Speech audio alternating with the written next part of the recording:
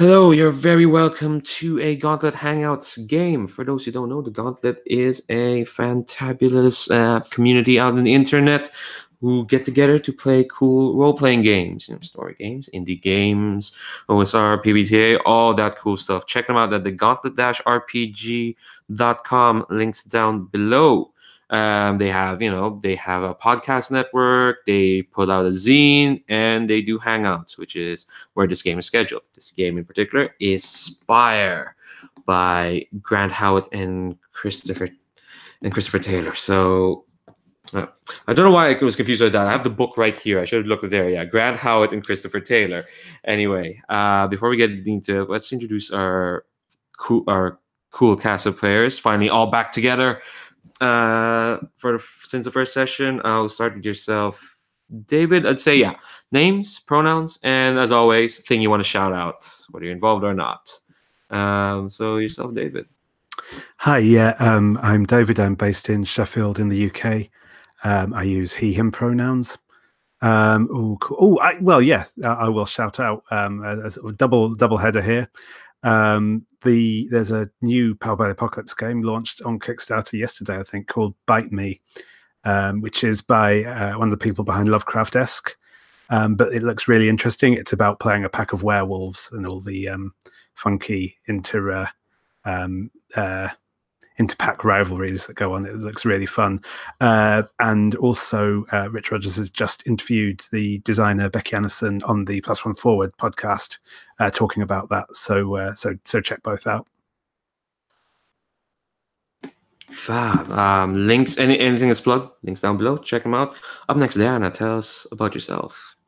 Hi, I go by Diana Moon online. I use she, her pronouns. And last week I wrote a RPG for the Sad Mecha Jam called The Secrets We Tell Ourselves. It's only $1 on itch.io, which you can find at dianamoon.itch.io. It'd be great if you like secrets and relationships. Who doesn't like secrets in relationships? They've never brought anything wrong to people out there in the world. Up next, we've got Jim. Tell us about yourself. Hey, I am Jim Crocker, and folks who know me from outside the Gauntlet probably know me because I am a retailer of tabletop indie and small press role-playing games at conventions all up and down the East Coast and the Midwest in partnership with these guys right here, Indie Press Revolution. And I just happen to have some of the business cards on my desk here. I'm in my office. You can find me online on Twitter at Jim Likes Games and on the web, jimlikesgames.com. And just actually literally tomorrow, headed off to Dreamation and then PAX East in March and a bunch of other cons throughout the year. Fab. Definitely put a link to your website, which not only has all that stuff, but also has some very cute pictures of yourself. Oh, yes, me acting out different games as I read them. Actually, Spire is one of the games that you can buy on my site. So there you go. And last but not the least, back with us once more, Stephen. Tell us about yourself. Sure. So Stephen, he, him, playing Phyrrus. And if I seem distracted or confused, I'll finish my PhD here in less than 18 hours. So my PhD defense is scheduled for tomorrow morning first thing. So hopefully the next 3 hours distract me from that a little bit. Well, we'll definitely do our best to distract from that. I will say congratulations and good luck. So, all right.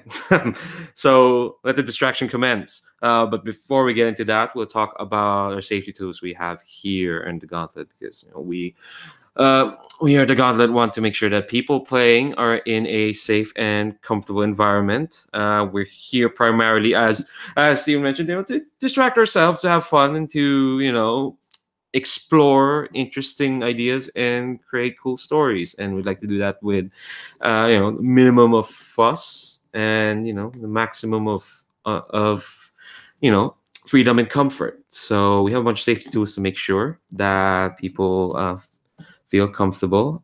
First off, we have our lines and veils as always. So lines are things that won't be crossed, won't show up in fiction at all. Veils are things that can happen in fiction, but it'll happen off screen most of the time. All of the time, it will happen off screen, and it could happen, but we're not going to concentrate on that at all. I'll remind folks that the lines and veils are in the character keeper. Let's keep those in mind. And we have the X card. So basically, if we ever stumble into a scene where it's just where it makes you feel uncomfortable, or if it's just something you don't want to see, just say you want to exit, or on the chat or in the roll for your party, there's a button for X card there. Just press those, and then I might ask exactly what's being exited, but no one gets to question why the X card's being played. It's just that if it's played, it's played, and then we're going to roll back and start over. And finally, we're using an open table policy, which means that if you ever need to step away for any reason, whether there's an emergency or you just need to step out, it turns out you were probably maybe more tired than you think you are, or you need to step back a bit, that's perfectly fine. You can do that at any time, even if you want to call for a break. Like we have our designated kind of designated breaks, but if you need to at any moment, feel free to call it out. Even if it's a quick bio break, that's perfectly fine. So that all being said, let's get back into Spire. Our series is called The Disease of Language, and our fine folks in the ministry here have been tracking down a virulent dream. That's right. Dreams have become like a commodity in Spire. There are some folks who commission dreams. There's some bigger stuff that people just buy on the cheap, like Bliss. But there's a dream that's become viral. It's a dream that people call revolution. And our fine folks here in the Ministry of Our Hidden Mistress have been trying to track down the cause of that dream and trying to figure out whether it's beneficial or, it's something that will just maybe ruin our operations. But who are these people? Instead of going to the character keeper, I'm actually going to go by order of how I see you all on the screen, so we can end off with our character who wasn't here last session, but we're going to start off play with him. But first, let's see who we had previously. David, tell us about our bound. Yeah, certainly. So I'm playing Elifet Rue, the Bound, also known as the vigilante Death's Head. So the Bound is kind of it is a sort of Batman-like character. They come from the perch, and they work with ropes a lot, do a lot of climbing, acrobatics. They speak to small gods bound into their equipment, which lets them pull off some funky stuff. Currently, Elifet, after we were investigating an old semi-disused manor house in the Ivory Row district, a confrontation broke out between us and a pair of high elf noblewomen and their guards. Elifet chased the women down, only to run where we saw him last, surrounded by several guardsmen, or at least guards, armed with guns pointing at him. Yeah, we'll see if Elifet survives that. Hopefully he does. Then tell us about our idol. Yes, I have too many tabs open. Sorry. There it is. My idol is named Ixel. She goes by she, her, and she was once a pet, but now she does kind of like stage performance, singing, one-act plays, kind of with various different performance masks. And she was with Jez'zara in the main house, trying to do her best to not kill everybody in sight, but failed. I think what was explained was that they managed to get away, or we got away from them, as I did miss the last. Well, we'll let. No worries. I think we'll let Jim explain how that ended up actually. Just to remind you as well, you also have a piece of bliss. Yes, I did. I managed to charm at least one person, Harriet, to working with us, and I do have Bliss to possibly try out and see if it is an antidote to the revolution. Jesus, that phrase, the antidote revolution. That's a bit more grim and terrifying than I expected. But yeah, speaking of Jez'zara, Jim, tell us about our hyena wielding carrion priest. Speaking of grim and terrifying, yeah. So I am Jez'zara. I'm a priestess, a carrion priestess of Charnel, who is a god of death and renewal, who whose whole thing is trying to get the drow to, when they die, return their bodies back into the cycle of life and death. We believe that instead of whatever prissy elven funerary rites you would normally undergo, you should haul your ass up to the edge of the world where the birds and the wild dogs can consume your corpse and return it back to where it needs to be. And so we have power over stuff like I have a trick where I can take rotting food and make it edible again, things like that. But I'm a hunter, and I have a pet, a large, scary pet hyena that is my animal companion. I mean, I'm kind of the like in, if this were an OD&D game, I would be the ranger. That's what I'm doing right now.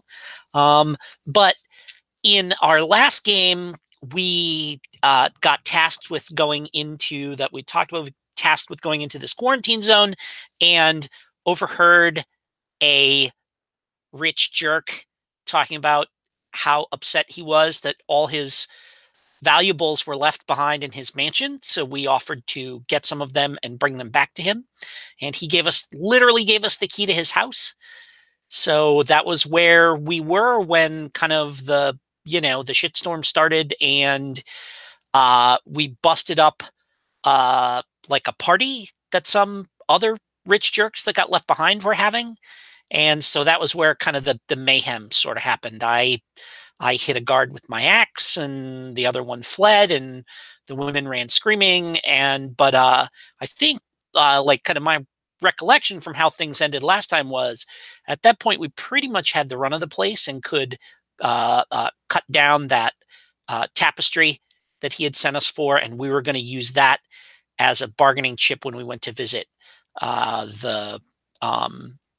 this lady who basically sounds like she's kind of just like a mobster. From the description that kind of the least appealing of the three kind of rulers of the quarantine zone here, or whatever, the power brokers. Yeah, you don't get the name Lady Theryn Thorns-On-Silk by being nice. Last but not the least, Stephen, tell us about our Vermisian Sage, and also please tell us what a Vermisian Sage is. Okay, so Phyrrus is he's a Vermisian sage, but his background is very much in the occult. He was a researcher during his durance, specifically with occult material. And because I was out last week, essentially, he went to and paid a visit to the vault, specifically to his contact / mentor, Grizel, who is a mycologist, and I think to investigate sort of her connection and the mushroom-related connection to Bliss. Oops, sorry, muted there. Yeah, why don't we jump into that? Hold on. I think I grabbed the rule for your party. Give me a sec. Nor did I put a link to it somewhere. I should have done that. Give me a sec. But yeah, let's jump into that actually. So I think you went to talk to the sisters, and yeah, they basically said that they're trying to while Harriet downstairs was being all coy to Ixel, being all, yeah, maybe Bliss can counteract revolution. No, you met with the more straight laced Victoria, who's like, no, Bliss can counteract revolution, and you seem to be a man of learned means. So I think that's basically like, yeah, she basically like just gave you that hint, and what you can probably tell from the sisters is that they don't like this dream, this revolution, and they're willing to bankroll anyone who thinks who can neutralize it. And let's see, where is the Rover party? All right, once I find it, I'll put a link to it. There we go. Oh, internet. Oh, I don't want to label conversation Gmail. I just want to look at it.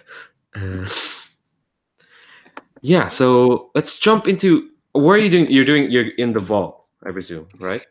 Yeah, in the vault with Grizel, which is where they always meet. Okay. Oh, what does Grizel look? What's Grizel like? Grizel looks like if a mushroom and a person are crossed together, I think. So, gray skin, gray, like flabby, kind of unhealthy looking skin, kind of a vague smell, like a whiff of mildew about her. She's got, the pointed ears of the drow, but very hairy. Little old mushroom lady would be the quick sentence, I think. Also, since the vault is kind of an important place for Vermisian sages, I actually want to do a bit of painting the scene. I want to ask each of y'all, what's a detail that shows this vault contains almost too much information? How about yourself, Phyrrus? So it's kind of like, what's the detail of the vault that shows like, yeah, it knows so much. Not to imply that it's sentient, but no. So I think, in my mind at least, the vault is backlit green, and that green is like constantly crackling, like a fluorescent light type crackle. Oh, it's like one of those like archives where everything's kind of antiseptic and it's trying to preserve everything. Yeah. Elifet, what about yourself? Yeah, so I think on one wall there's a big like placard type thing pasted onto the wall that essentially looks like the sort of the unholy hybrid of like the London Underground map and like the Dewey Decimal System. So it's got lots of little references and lines and loops going off and showing where bits are, except that about half of them are just marked with question marks. And yeah. God, as someone who has recently been to London, that underground system is like an eldritch creature's veins in itself. It's mad how that place is laid out, and this place is probably even worse. Ixel, do you have a detail? There is whispers of some of the librarians or archivists here who basically are born and die here. Like literally, they are born here and they die here because they spend their entire lives being devoted to researching. And so, yeah. God, that's creepy. Jez'zara, do you have a detail? Yeah, there are spiders about the size of like Yorkshire Terriers that scuttle along the ceiling with, 4 legs. They walk with 4 legs, and in the other 2, they clutch books and documents and scroll cases and stuff like this. And they are clearly like going somewhere. They're moving with purpose. And if you see a couple of them, they'll just like scuttle past each other. And There doesn't seem to be any necessarily pattern to it or anything like that, but they're just kind of, every now and then you'll see a little motion, you'll look up and there's a spider scuttling past with a couple of books in its arms, headed somewhere to deliver them to someone. Just when I thought it couldn't get any creepier.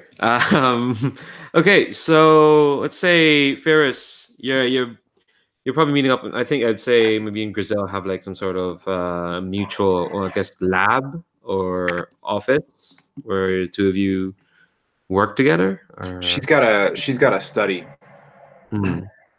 So as you might imagine, it's got you know, I imagine like multiple different angles of bookshelves all over it with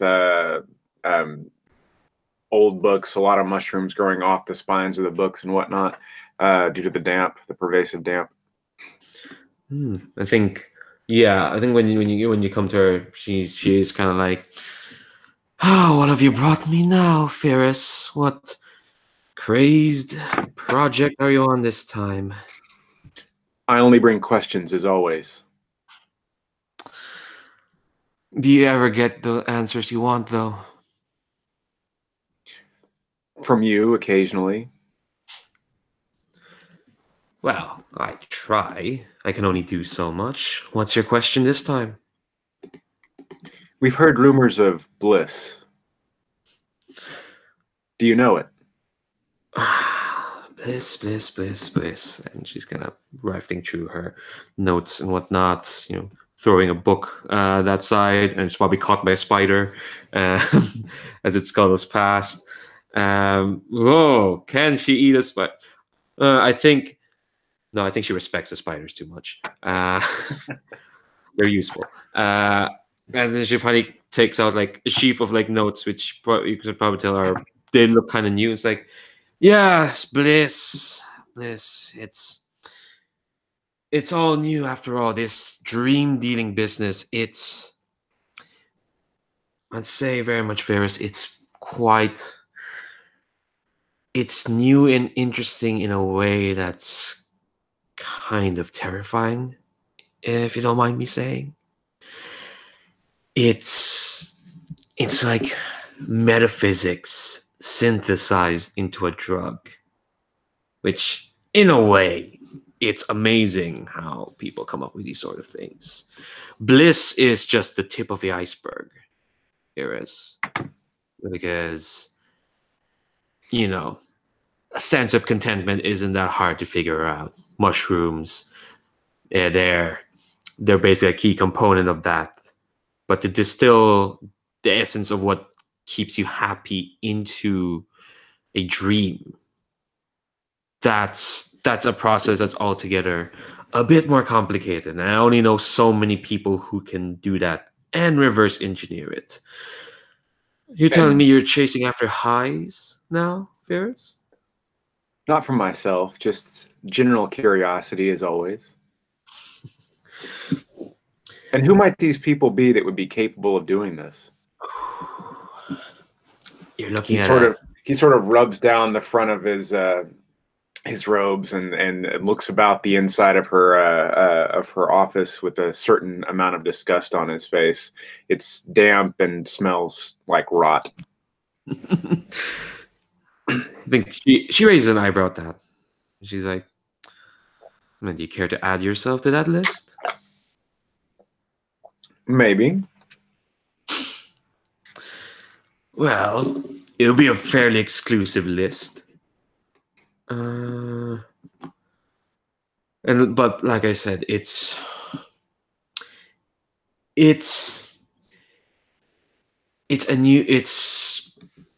I think, yeah, she's trying to recall kind of who they are, and I think what's gonna happen here is I think she's gonna say that, yeah, she's kept her notes, and it's like there is an exclusive list, but it's more like a list she's determined, depending on who can do it and what, and to like properly nail it down, because I think she has like 5,000. All right, she's probably gonna need your help to like nail down specifically who can distill these dreams, because the sisters can't. Well, one of the sisters, I think you can probably figure that out. One of them or maybe one of them has bliss. I'm not sure. I think this is going to be an investigate, just to see how much you can figure out, or how much you know.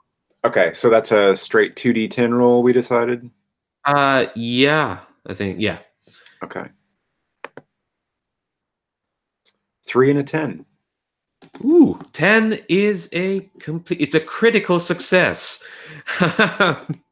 So, okay, all right. So I think between the two of you, I think you figure out that there are at least 3 people that has the knowledge and the resources to figure out how to distill metaphysics into a substance. And those 3 people are scattered around Spire. In fact, they're almost like in equidistant points from each other. And I don't have names for them yet, but I'll tell you their locations. Go to the character creation tab. One of them is at the very bottom of Spire. The place in Spire known as the Heart, which is a wound in reality. Seems like a perfect place for someone to learn to distill metaphysics. And I think you also determined that this person not only is in the Heart, they're part of what's called the Endless Bacchanal, which is a party that never ends, hosted by a figure whose shape is never still. In fact, they're never the same person to anyone, except they're the same person. So that's one person. Another one is at the very top of Spire, up in the place they call New Heaven, and I think that one is a bit more unclear who the person is. All I know is that they're somewhere in the Towers of Silence. They're probably someone who may have communed with the dead, who has said to have learned a lot, but have come to the top, have kind of ensconced themselves to the top to try and divine the secrets of heaven and whatnot. And the third person is in a place called Ivory Row, and they're relatively new, I guess, to Spire, because they're someone who kind of came in fairly recently from the south. They're a defector from the war down south. Most important to you, they're a gnoll. And what he brought from the south, this gnoll, is apparently he brought along an eidolon. And eidolons are extremely rare in Spire, because, especially a pure one, because what eidolons do is they bind demons.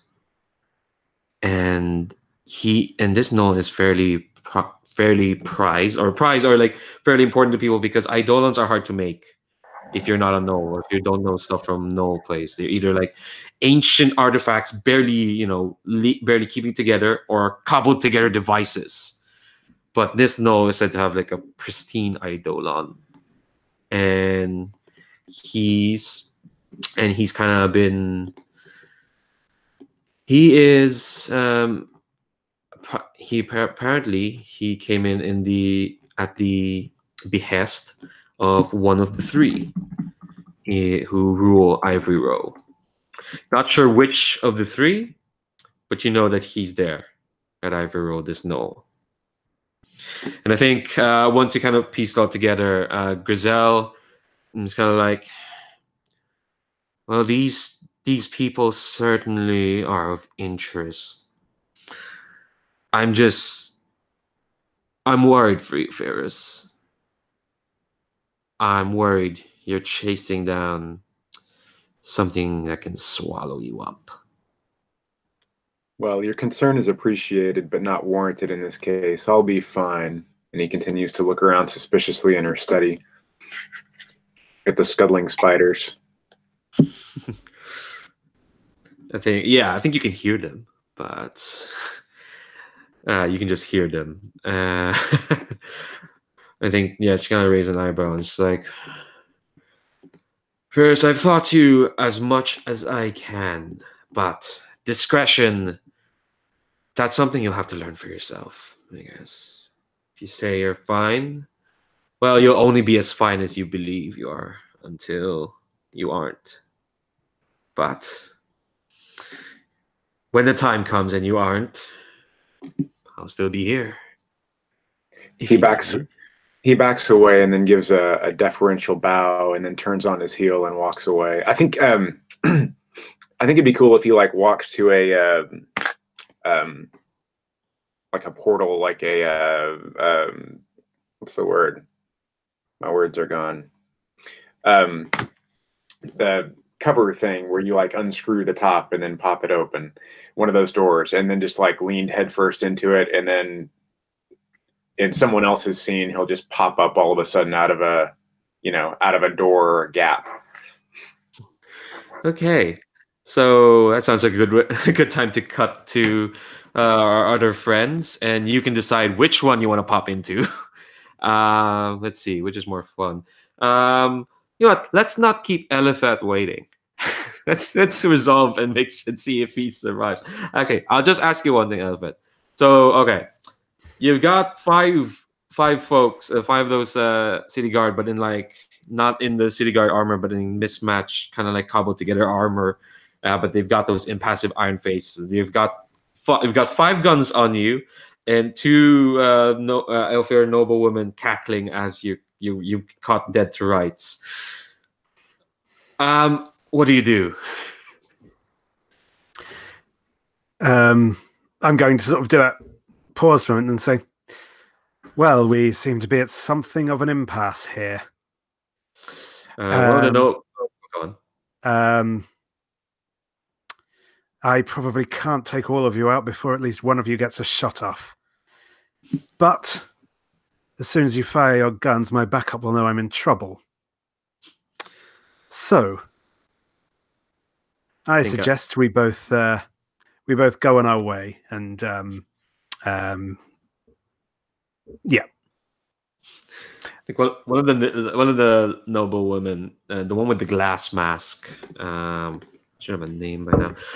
Well, you would know their name. They're just crazy noble ladies. But she kind of laughs and is like, an impasse would suggest that both sides are on equal footing. Where we stand, you are but one silly vigilante with 5 guns upon you. And we've seen your backup. They're what? An idol and a priestess?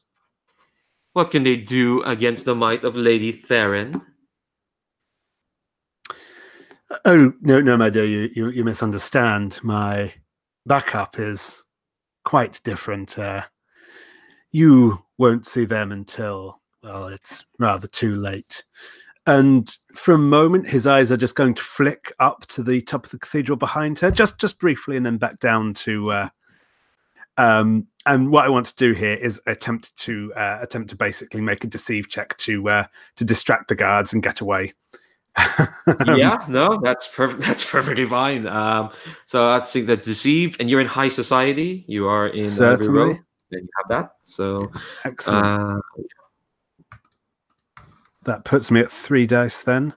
Good luck. That's an 8 anyway, so... No, an 8 is success. Yep. 8 is success. So actually, I'll tell you all what the success parameters is. I can scroll up. Basically, you want to roll over 5. 5 is a success, and 10 is a critical success. 8 to 9 is just success where there's no stress, and 6 to 7 is success at a cost.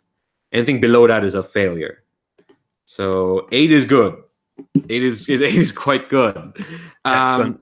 Yeah. So tell me what you do. How do you get out? So I think they, as I'm talking, and yeah, because he said he does the glance over, and because like he's just sounding really confident, the guards all do that kind of like, wait, is there someone there? And as they do that, his rope's back out again, and this time he flips up to the ceiling of the to the roof rather of the building they're just in, and kind of does the sort of quick rappel up the wall and starts running. Yeah, I think once you do that, like you manage to get away, but they're gonna notice that clearly and you're quite an obvious figure. I think maybe when we cut back to Ixel and Jez'zara, they can probably hear the pounding of your running over the roof as gunfire starts shooting off on your back, and you hear someone screeching, get that, get him, get him, as you hear that. But before we kind of get to that, we'll jump back a bit, by like 5 minutes in the calm of Ixel and Jez'zara. You're at this man's mansion that you kind of finko the key from him. You've driven away the guards. Jez'zara had a big ass blade and managed to scare them off. Ixel, you're grazed at the leg, but not too worse for wear. So what are y'all doing?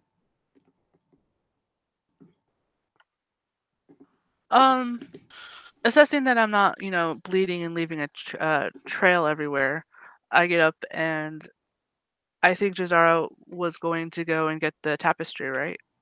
Yep. So I think not hearing any other commotion will help Jez'zara with that. Like, if we can get any kind of favor with these bloody Elfir, might as well take advantage of it. Yeah. What is he? I think I vaguely described it, but I want you to describe the tapestry. Actually, the two of you, while you're here. So, if I remember correctly, the man's name is, his first name is Cost, Caust, and the tapestry was like detailing his family's, or maybe even his own glorious journey to Spire, because Elfir live a long life. What's on the tapestry? I seem to recall, kind of when we discussed it, that it was a very sort of like Baroque, like self-important, very, self-aggrandizing history of the, and probably from our standpoint, a like deeply colonialist narrative of, the Elfir and their victories against the Drow and their glorious history in Spire and all this kind of stuff and everything. So, yeah, I'm thinking it's kind of like some of the artwork you see here on the West Coast with the missionaries is like, oh well, we saved these poor wretched souls. So, like almost like saintly, like main patriarch or matriarchs of this family, and like all the drow are shown as being much smaller and dark and like dirty. God. New England's got a lot of that kind of thing going on, where you'll see murals in town halls of like pilgrims to Revolutionary War to Civil War to, kind of, and conspicuously absent are the people that had to be moved out of the way in order for those narratives to happen. So, and I can't imagine that this is any different than that. Right, yeah. So technically it's very well made, but like the actual subject of it is like Ixel just makes like a disgusted noise at it. It's pretty but problematic. And yeah, and I just, whatever we need to like I don't particularly give a crap about however it's hung or whatever. I just go and, chink, chink, chink, just kind of chop it down off of the wall, throw it down on the floor, roll it up. I think the detail I want to add is that you can, it is very well made. It's like glass paper is what it is. It's it's not like a cloth that I was, okay. Yeah, no, it's like, what if cloth has the texture of glass, but the like the I don't know, the how cloth looks, but it feels like glass. I'm just touching this cloth there. Yeah, it's pretty nice. It's almost like I mean, something that in modern terms we would think of as like a flexible plastic or something like that, like it's on like plexiglass almost or something.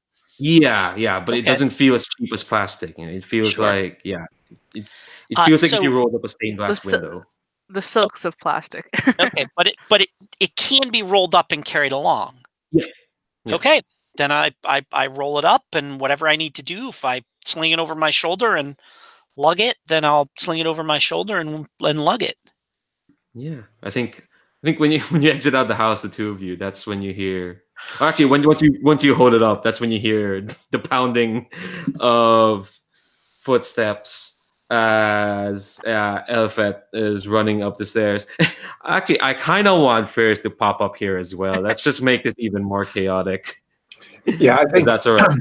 I think Phyrrus is going to pop out of a gap someplace and just like not at all realize that he's in the middle of a chase and just walk out and be like, Ixel, I found, and then suddenly realize that everyone's running toward him. Yeah, I think. Wait, is awesome. this something that Phyrrus does a lot? Like pop out of shadows, or? I don't know. Does Ixel know about the vault? Does everyone know about the vault? Yeah, I think no, the Vermisian is it's an open thing.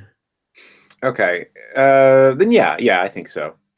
Okay, so she's not completely startled then. She's just like raises her eyes like, lovely timing as always. He just stares dumbfounded at these three people pounding toward him. Well, what's happening is the two of you, or the three of you, are kind of on the same place. Well, on the rooftop above you, Elifet is running off, and you can hear gunfire. And people kind of running into the house once more. I fear Elifet has made a bit of a show. Maybe he got inspired by that other bound person. This is heavy. What's happening right now? Gunfire, bang, bang. Elifet's running out of Phyrrus looks forward or moves forward and is like scanning the rooftops to see where the gunfire is coming from, and he waves at Jez'zara and says, "Yes, it does look heavy." I sigh and dump it down off of my shoulder, and I'm gonna I like click 3 times at the hyena at Dustjaw, and we are taking off towards the gunshots. Ooh, okay. All right, so I think... Watch this, I say to them. Keep an eye on this thing. I think, okay.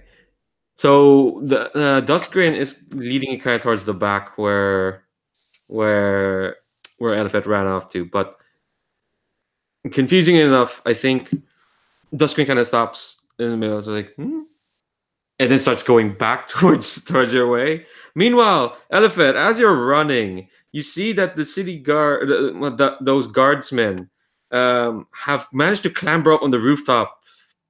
Instead of going into the house, they've taken the extra bit of actually. What you see is as you're running down the rooftop, if you turn back, you see that they're jumping from where they are right to the top of the rooftop. Oh yeah.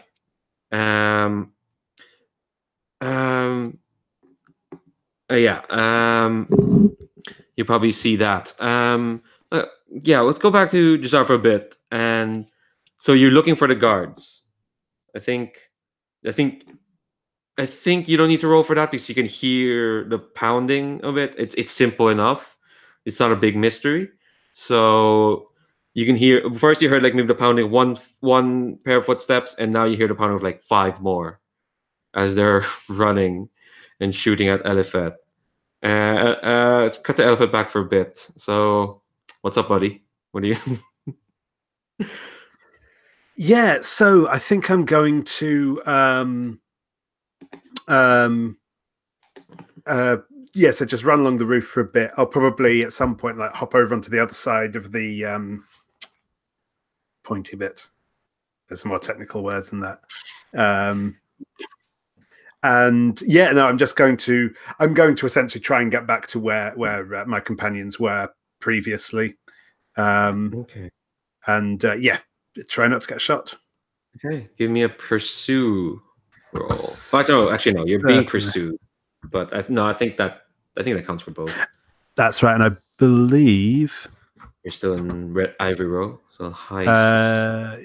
yeah. Also, so I just need to double check.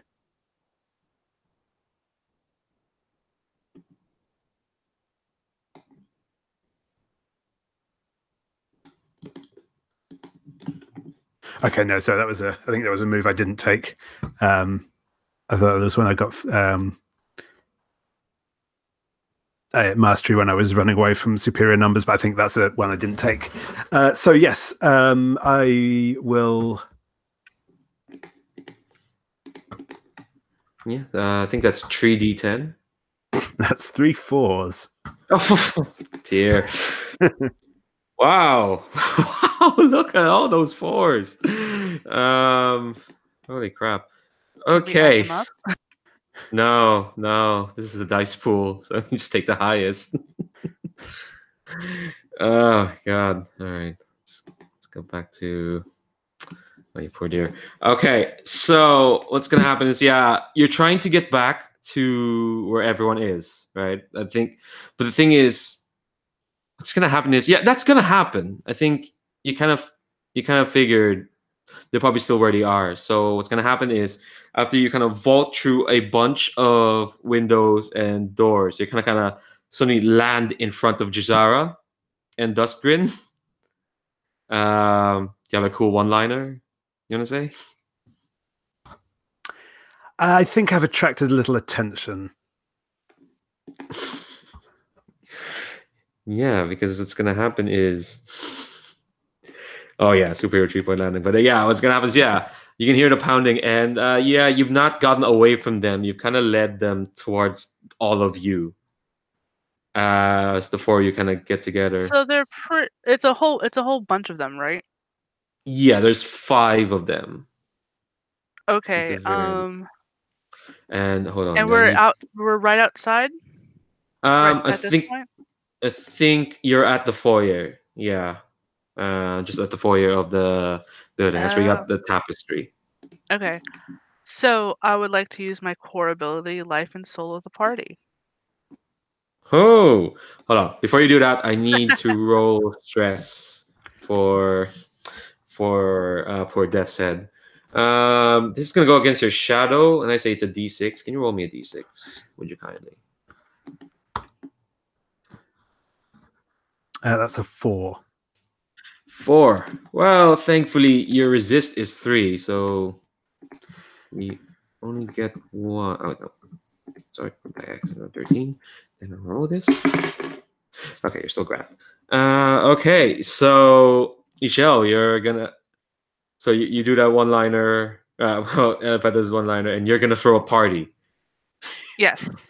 That which Okay. which basically makes everyone decide not to fight, and we'll just instant party in the foyer. Wow. Okay, an instant gather. Okay, all right. I want to see how you do this, because it will happen. It will happen. But how do you also what do you tell the other 3 that you're suddenly throwing a party? I turned to him and was like, I'll create a distraction. And I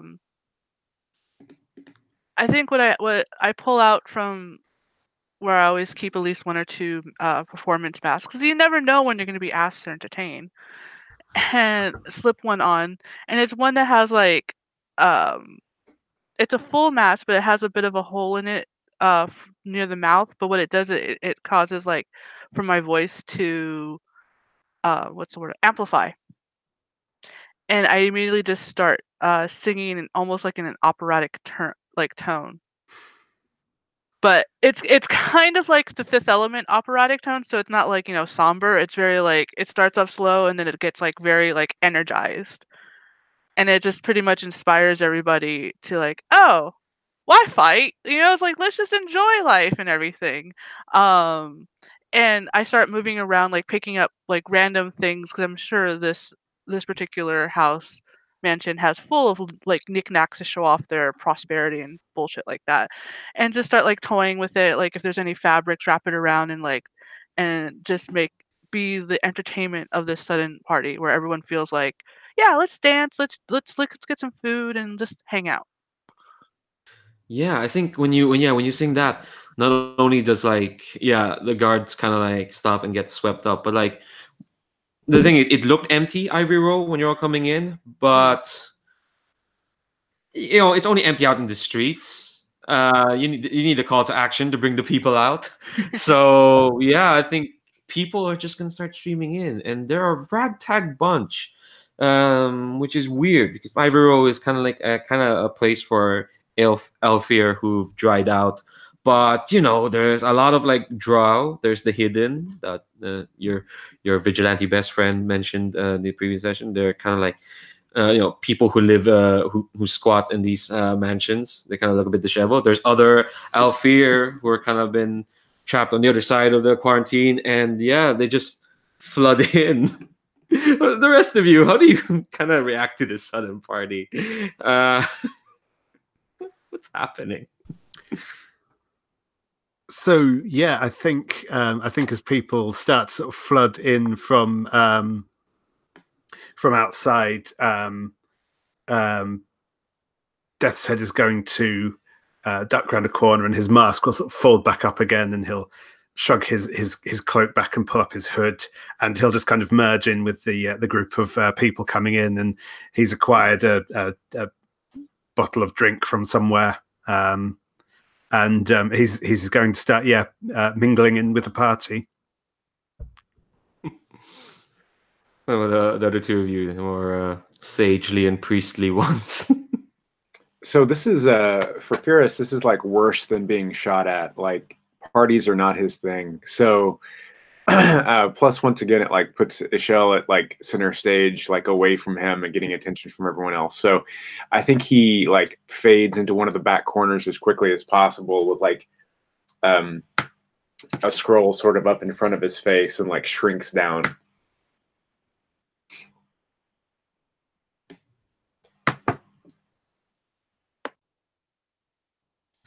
And I'm just baffled by this, I think.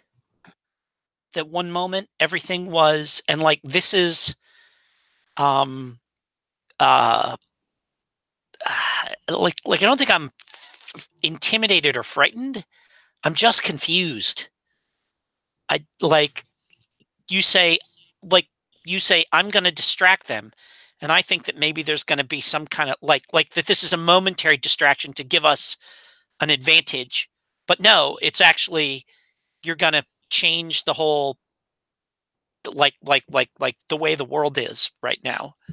And I think that is, you know, there's a moment there where I'm like, I have my axe out and the dog is growling, and then it becomes clear that everybody is, you know, like if everybody is into it and not fighting anymore, then I just kind of lower it and stow it and kind of retreat back into a corner with my arms crossed and kind of keeping an eye on what's going on.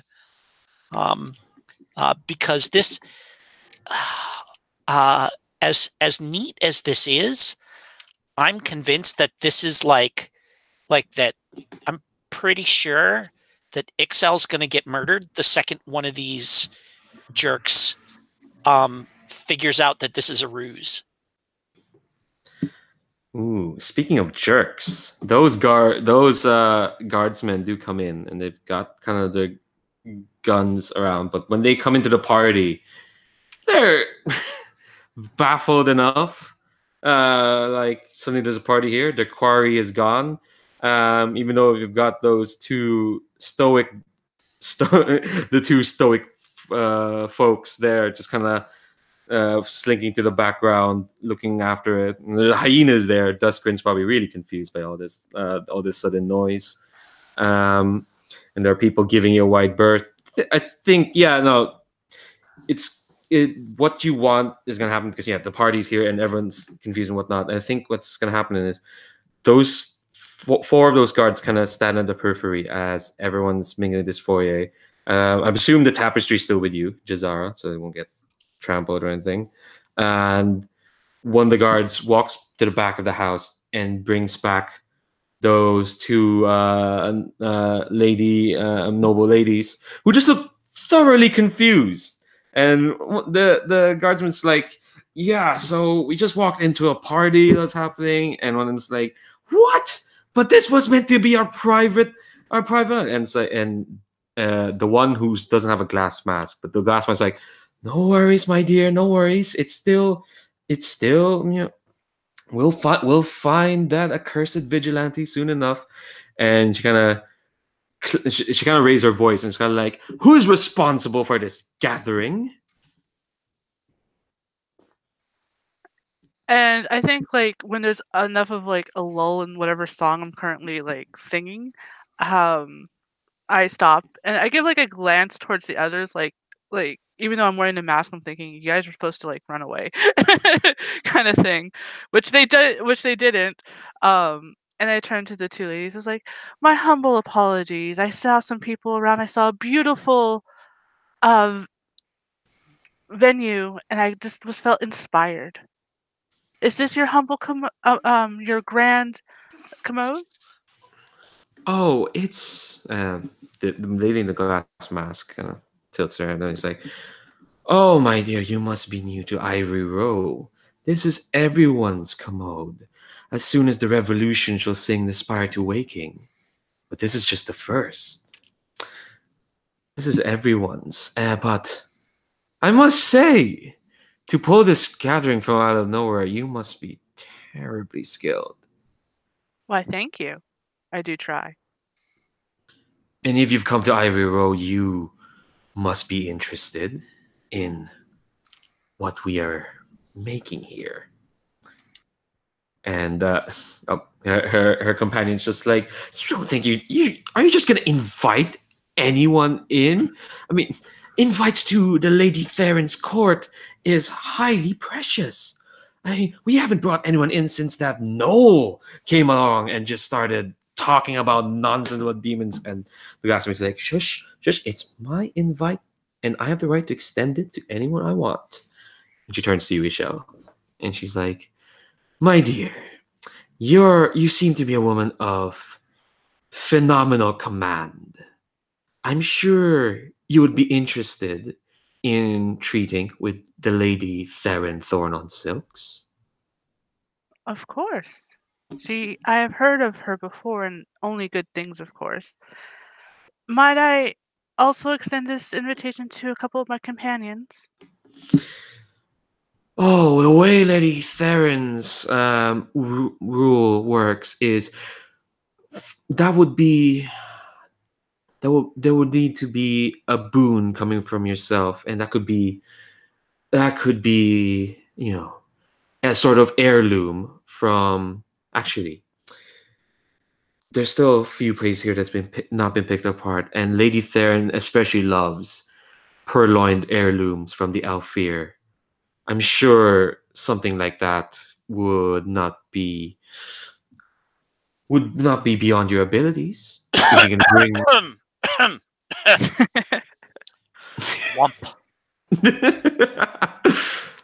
Yeah, I think you're gonna. List Yeah, serve. she kind of brushes her hand. She's like, "Well, this will more than serve then." And are you a compat? And you, I think she kind of in the party. She kind of only barely remembers you because you you were there at the start. But I think there's enough of the haze, and I think she's flexing her social muscles, and I kind of look at Ixel, and I look at her, and I look at how everyone else is dressed, and I kind of cock my head, and I like grin fiercely out of one corner of my mouth, and I say, I am Lady Ixel's bodyguard. Oh, of course, no self-respecting woman of taste and command would dare walk around without protection. No, certainly you, and she kind of looks at the tapestry, and you and perhaps a few more would be welcome to Lady Theryn's court.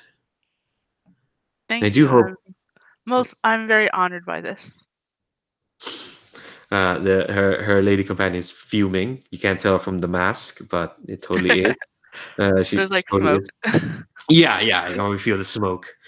And the lady in the glass mask, I didn't she give her a name? She says, "Please call me Veranda." And what might your name be? I am Michelle. I do many performances. Usually, I have not been lucky enough to perform up here in Ivory Row, but perhaps you've heard of me?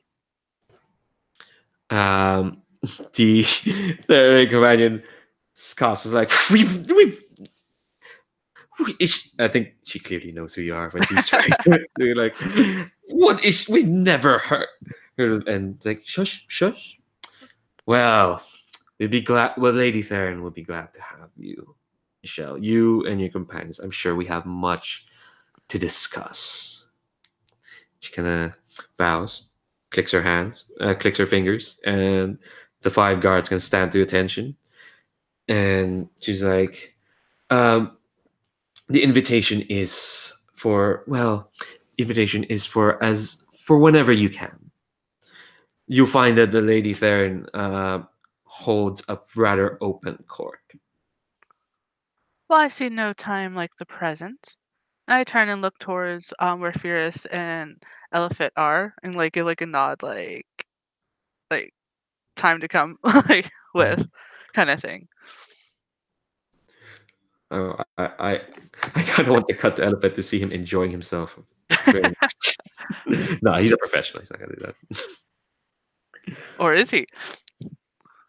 Is he? Yeah, he's probably as I said, he's having a drink, chatting with a few of the locals. Yeah. Yeah. Yeah, so in Phyrrus you see that as well. So I think Phyrrus comes to her, but he gets bumped into by everyone on the dance floor. Like things are spilling out of his hands. He's just getting like smashed back and forth by dancers. He's got a horrified look on his face. I think so Lady Veranda would be like, a prompt woman. Very well. Well, if you follow me and please take your boon with you, we'll soon take you to meet the Lady Theryn Thorns-On-Silk. I think that's a good time for us to take a break. When we come back, we will take you to the court of Lady Theryn Thorns-On-Silk. But before that, I'm gonna read a few bits from her place here in the source book. Apparently, she likes traditional elfer entertainments like opera, torture, and torture opera. So look forward to that. Let's take 5 minutes, and yeah, we'll see you then.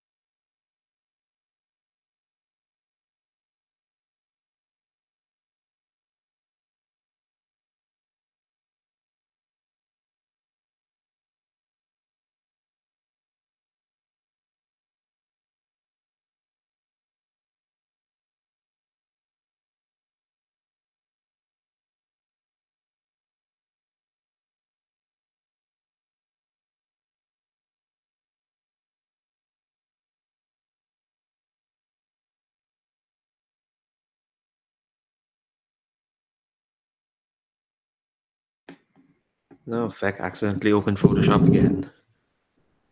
Oh, God damn it. All right. Okay. That's just gonna slow things down. Whatever. I do that too sometimes Yeah. because I have it as a on my bar. Yeah, So same. sometimes I click. Not that I use it for anything else besides thumbnail photos for whenever I stream lately. So.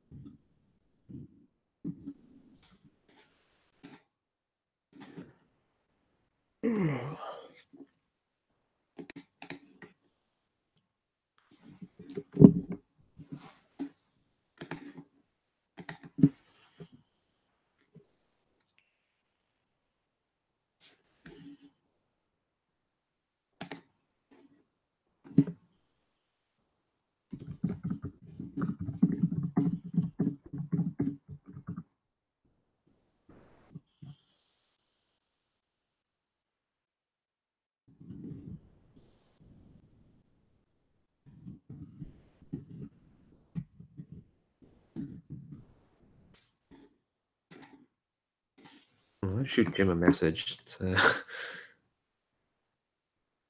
on for a bit. Oh, there it is. Hey, Jim. All right, fab. So, since there's no delay, let's kind of cut into going into Lady Theryn's house. So I think we mentioned in previous session there's like two big edifices that you can see at the edge of Ivory Row. One of them looks like a bunch of mansions lashed together into one, and one of them looks like a giant cathedral. Surprisingly enough, the Archbishop Wynne, one of the three landlords, lives in the lashed-out mansion house, while you're off to the cathedral place, which is where Lady Theryn Thorns-On-Silk is situated. I think we're gonna cut through you moving through. We're gonna cut straight into the main court, like kind of like the main ballroom area, I'd say, where she holds court. And I think the first thing you hear it before you get there. You're probably going through you're being guided by Lady Veranda and her companion who who Veranda introduced as Mistress Kreia. And Mrs. Kreia is all still kind of like slightly fuming that Veranda's just kind of brought in as like these strangers as you're walking through kind of like this definitely decayed sort of mansion house. What first thing you notice, like maybe the cathedral edifice on the outside, which is like a proper Notre Dame-ish sort of 2 big towers and a big stained glass window. That's really more of a big edifice at the front. Once you get through the big doors, you realize that is just a big wall, and the inside is just this 3-story mansion house, and it's definitely crumbling. It's a bit rotted, but what you notice is it's very active. There's a lot of people kind of like in the courtyard outside of the mansion house, like a bunch of people in tents. There's a soup kitchen doling out food, and there's a bunch of folks like stockpiling stuff. There's a lot of tables where people are talking. The weirdest thing you notice is that it's a mix of people. There's a bunch of Alfir, there's a bunch of Drow, there's even some humans. It's the weirdest part of all. And kind of like Lady Veranda is kind of babbling about how, the last time they had such a big gathering in the Lady Theryn's court is when she discovered these old operas and she wanted to stage them. Sure, it led to a few lost fingers or so, but it was all worth it. And I think as you're kind of being toured through these hallways, you hear like a long plaintive note being sung, and it's not like the one you did, Ixel, when you brought that party together, because that one was a triumphant sort of call to action. This is mournful. This is tragic. This one sustained note as Veranda leads you to the opera house, as she calls it. She kind of leads you and it's like, welcome to the opera house of the Lady Thorn-On-Silks. And it's a big amphitheater. You're kind of been brought to like the stalls area, and you notice there's not even like a circle area at the top. It is just one big amphitheater in this like dome of a room. And on the stage, on spotlight, is a single drow singing plaintively of a song that's probably maybe familiar to some of you all. Let's keep painting the scene because I like doing that because it's fun. So in this opera dome, give me a detail about it that shows that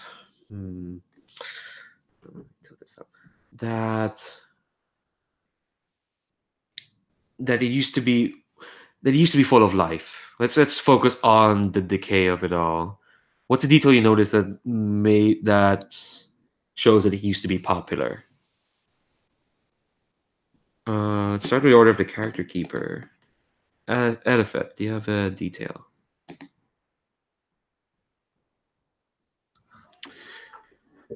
Yeah, so I think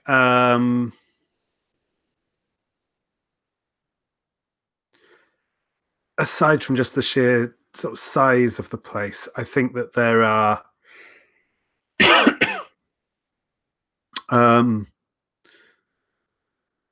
along sort of by the entryway, there are dozens upon dozens of like coat hooks essentially that were there for people to leave their robes or leave their outer cloaks as they came in to attend services here. But they're currently empty of cloaks. Certainly, some of them maybe been repurposed for other things. Some of them are just kind of tarnished and clearly in disuse.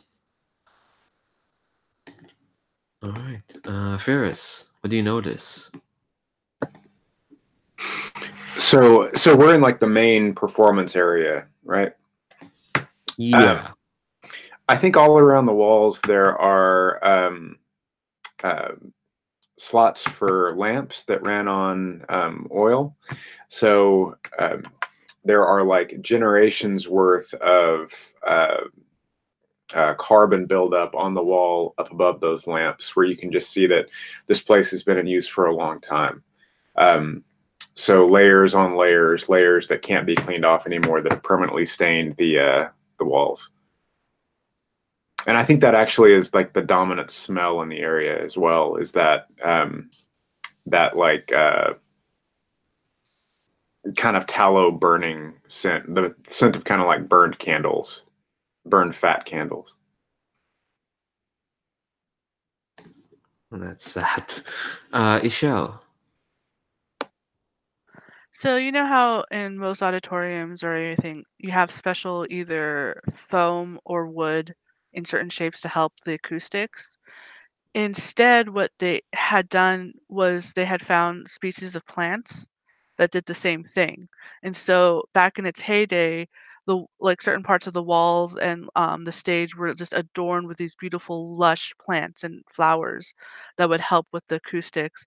And now they're all practically dead. Like there's still like maybe the occasional one that survived through all the decay, but it's all like black and rotted plant life. Funny Jez'zara.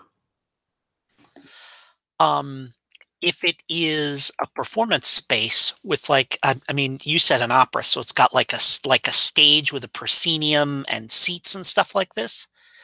So there's an orchestra pit there where normally the musicians would kind of sit between the audience and the stage, sort of down below. But it hasn't been used as a performance space in decades. And so that opera pit has turned into the place where when people finish drinking out of a bottle, they just toss it down into that opera pit. So there's like 4 or 5 feet of just shattered broken glass just piled up inside it that someday somebody's going to have to deal with, but there's another 3 or 4 feet that they can, that's still there for them to toss bottles into. So there's basically a huge pit of broken glass that was once where the opera was. And you can see all like vintages of, bottles of like fine wine and spirits and, green absinthe bottles and stuff like this and, whatever mushroom spirits, all just kind of piled up, jumbled and broken in that pit. So there's another thing that I want to say as a player, which is that I took for one of my core abilities, I have something called Lay of the Land, which is when you enter a dangerous situation, you can name up to 3 features or opportunities that your allies can take advantage of. The first time you or an ally uses an opportunity, they roll with mastery. For example, cover with a good view of the battlefield, an exit, a badly guarded door, a stack of barrels, etc. So that's basically I walk in and I read the terrain like a hunter, right? Yep. And this is definitely a dangerous situation. And this is like basically like this. I get to paint the scene for free when we walk into a new place, so that's why I took that. But three details that my friends can take advantage of. One is that up above the stage area and kind of along the sides before the stage area, there is scaffolding where where they might have had lights that they could point down, and where there's and if you kind of look to the sides, there's all kinds of like ropes and pulleys and counterweights and stuff like that that go up into that scaffolding, where if you were the kind of person that did that kind of thing, you could perhaps take advantage of that as a feature. The other, I think, is that that they have that like once somewhere in the back there were like reams upon reams of like elaborate costumes and masks and all this kind of stuff and everything, like basically the costume stuff for the opera.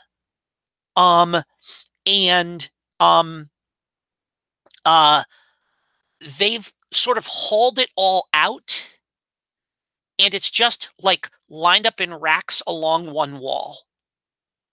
So that, like, if you're a party guest and you show up there and you just want to put on a crazy dress or something, or an elaborate mask that was worn in an opera 40 years ago, that's all kind of there along one wall and if anybody needs to use that for anything, that's kind of there. And I think the other thing is that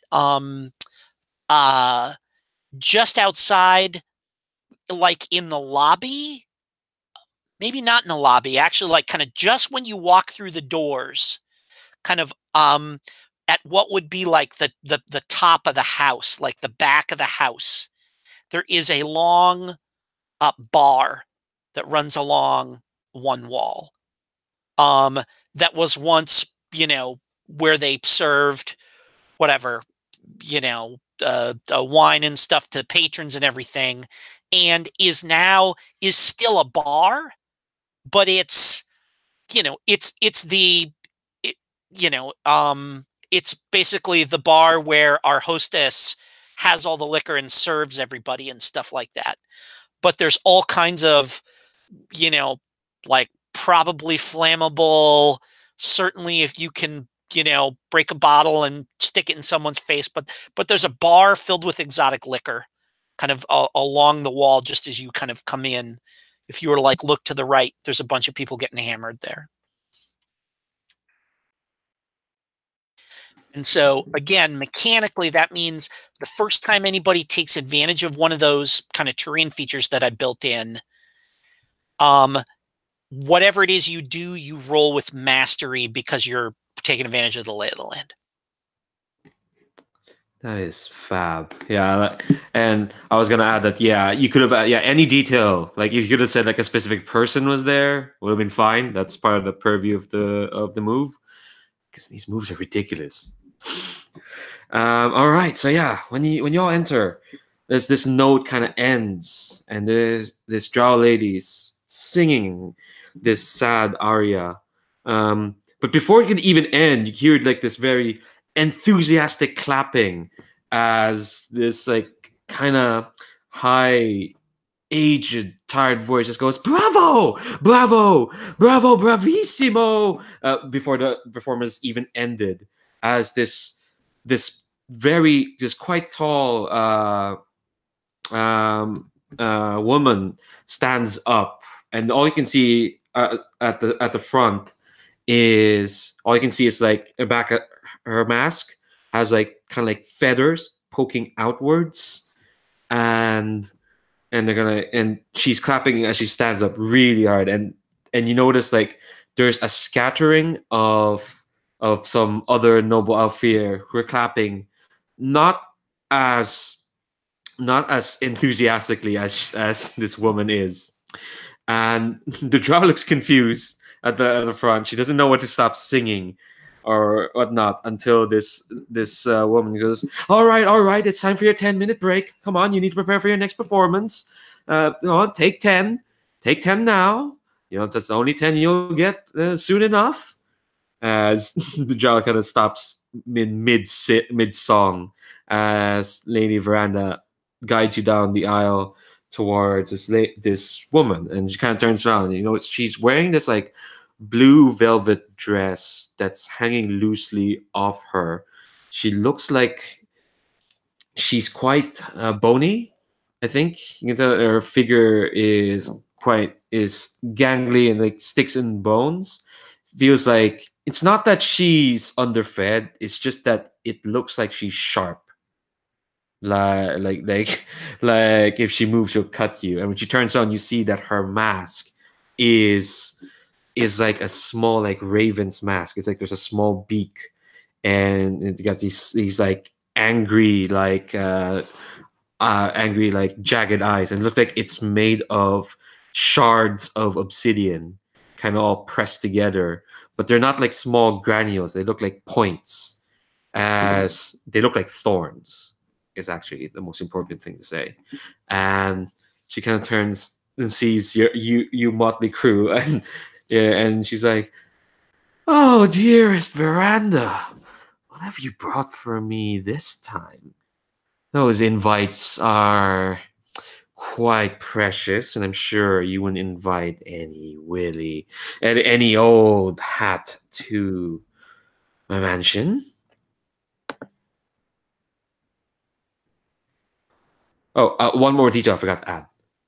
There are like a few nobles scattered around, but it's also very prominent, like kind of in the middle of them is this big knoll, and I think we notice they're big and hairy, look angry, but this one doesn't clap. He's got he's got robes on as well, but it's more like an assortment of scarves woven into a robe, really. He's got kind of brown fur, and he looks bored. He's like that. He's kind of like that watching the opera. Everyone's kind of half-heartedly clapping. This one just kind of looks. It's almost like he's asleep. So, the person on stage just finished singing, right? Yes, she's kind of bundled off. Just kind of ran off to take her 10-minute break. So, I think that when the woman turns to us, ostensibly the proprietor with this mask on, this obsidian mask, I've noticed some kind of connection between her and the woman on stage that goes beyond, merely a patron. So I'm going to use find connection on that. So I think those two NPCs are connected. Yeah, well, it doesn't have to be you think. No, you declare it, and therefore they are. So yeah, how are they connected, GM? Ooh, all right.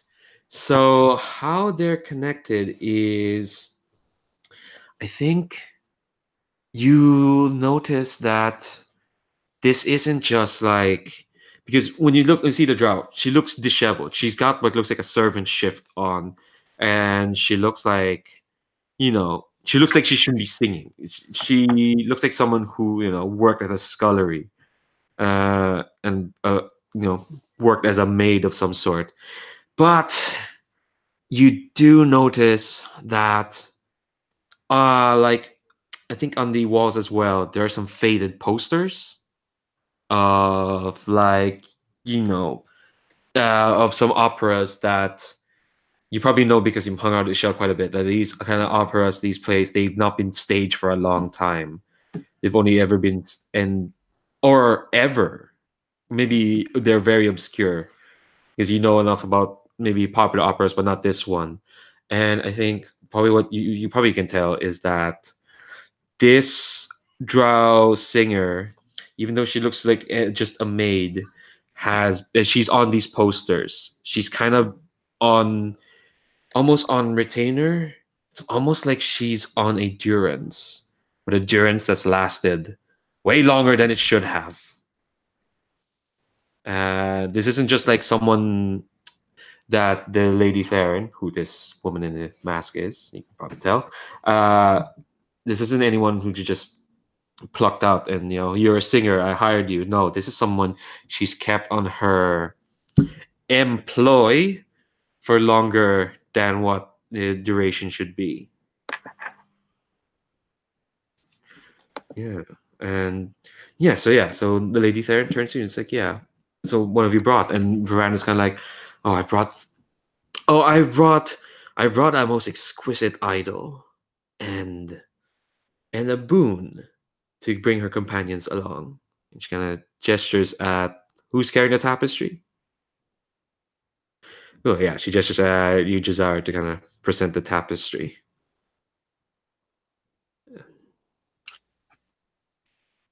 All right, and I kind of like whump it down on the floor, and like I literally I toss it down on the floor, and I do that thing where I just give the rolled end a kick so that it goes and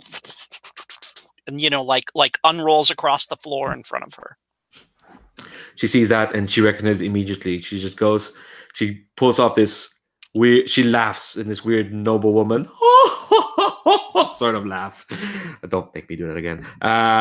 She recognizes and she's like, poor silly Cost and his family. I told him that he should join our cause, as it is his name, but looks like he's learned the cost of running away. And the other nobleman kind of laugh. The noble very audibly sighs. and so just kind of like, well, that certainly gets you a place here, but may I ask, what exactly has brought the four of you here to Ivory Row? Ixel like walks forward, and she still had the performance mask on, so she pulls that off to show her face, and bows like as befitting a pet would have towards the Alfir.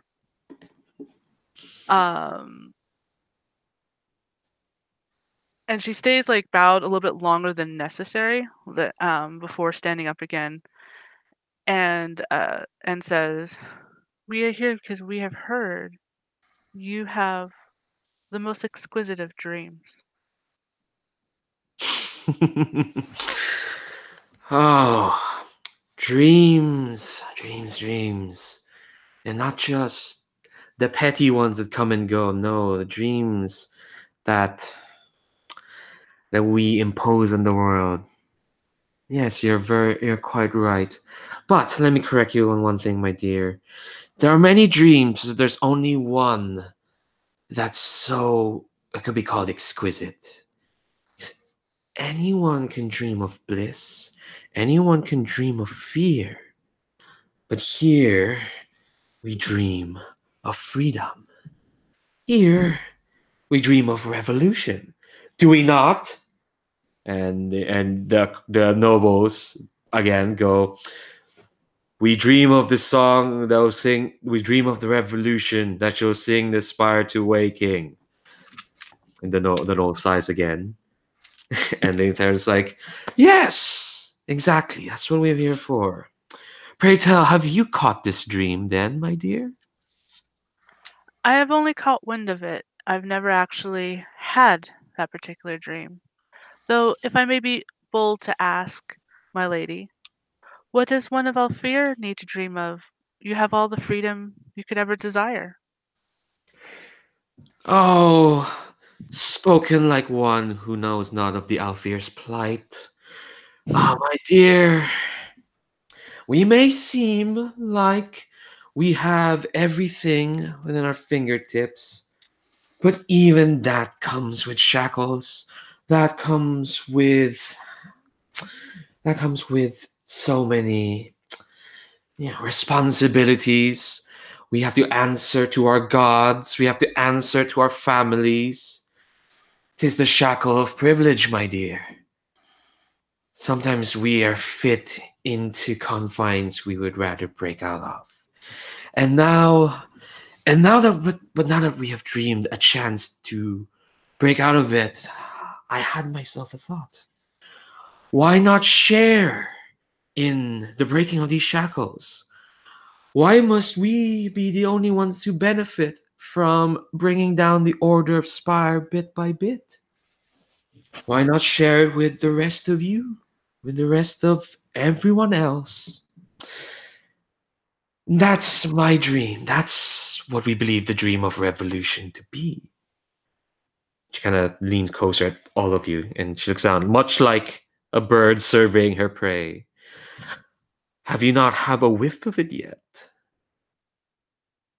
Perhaps we may gift it to you. And she kind of, you can probably feel it, but like, tension rises. It's kind of the noblemen stiffen in their seats. You can hear his eyes rolling as another this happens. As Lady Theryn is looking at y'all. What do any of you answer? My lady, I'm sure there are those amongst the Elifet who would consider granting dreams of revolution to the drow to be seditious. But then, if you wish to be free, I suppose, of those conventions that bind you, then why not do such a thing? If you are offering, then it would be rude of me not to take you up on your offer. She kind of looks. Yeah, her gaze goes to you, and she's like, spoken like someone who's dreamed so much. Well then, it seems simple then. But before I grant you your desire, I first must know. Many people dream of revolution, but there's only some who have not the will, but the means to bring it about. The four of you look to have skills that would be of useful to our cause. What, pray tell, could you bring to our movement? You, and she looks at you, Elifet, you seem fit, but hide so much. You, and she kind of looks at Dustgrin, not you, Jez'zara. You seem to contain so much belief. You, she looks at you, Ixel, you possess so much command. But you, and she looks at you, Phyrrus, you seem distracted by so much. So Phyrrus is or has been pretty well locked on to the knoll during most of this conversation. But he does have the presence of mind to bow appropriately when she speaks to him, and he says, "My apologies, milady. I clearly have other things on my mind. It seems you're in the presence of a renowned alchemist." Oh, I think she actually looks a bit disappointed at that, and she's like, "Oh, of course, you're talking of urine over there." And the no, ear flicks. Here's is his name, and but Lady Theryn just looks to you, just like, what brings your interest to our esteemed guest then? Looks bored. I say, he looks like he's hoping you'll get on with it so that he can call his people in to feast on your corpses. You hear a laugh coming from the knoll. Yeah. Yeah. He laughs and just kind of claps his hands like, finally. Theryn, finally. You brought in some amusing ones for once. And he kind of rises from his seat. He turns around and looks at you. And that's sort of like, and it's like, and he's got this big old grin on his face. Like he looks like he wants to feast on every one of you. Mm-hmm. And he says, now what makes you think that, my little priestess? What makes you think I'm here for some ulterior motive such as that? It's not ulterior. That's why you're here. They understand you as a curiosity. They think that you're a pet. We both know differently. I think Lady Theryn kind of cocks her head, kind of confused as the knoll laughs again. Big barking laugh that fills the auditorium as he says, I always love intriguing with the drow. not only do, well, I wouldn't say know their place, but they know everyone's place. And they know where they stand. And all that. Yes. I never doubted that their fear will treat me as a pet, even with this latest instability of theirs. But often that perception comes with advantages. After all, they've come here and they've entreated me as a curiosity. And Lady Theryn's just like... And I smirk and I say to him, "You certainly seem well fed." Oh, well fed, yes, but only in the most exotic of feasts. I have a particular palate. Not the most exotic, I say, and then kind of like turn my head and look at the lady. But you can only be so bold, can't you? Yeah, I think when he says that, urine is his name. It's like, all in due time. The best feasts are for those who wait appropriately. And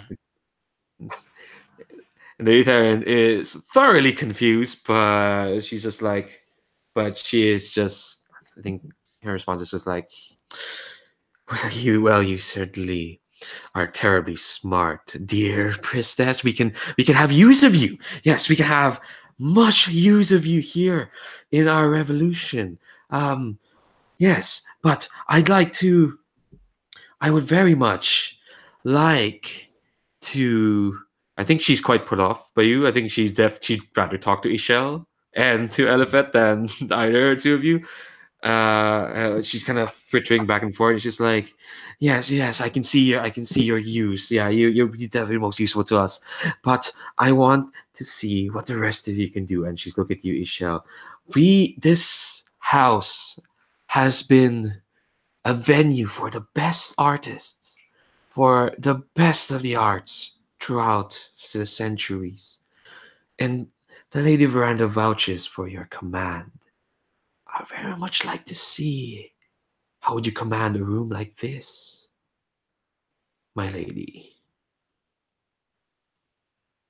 And Ixel like nods and she looks to everybody else, and it's like, since she doesn't have the mask on,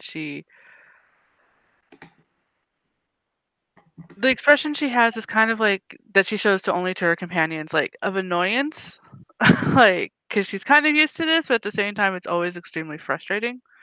It's like, then another distraction shall be, and she says that softly enough, and she starts heading towards the stage. Phyrrus rolls his eyes and steps back again, closer to urine.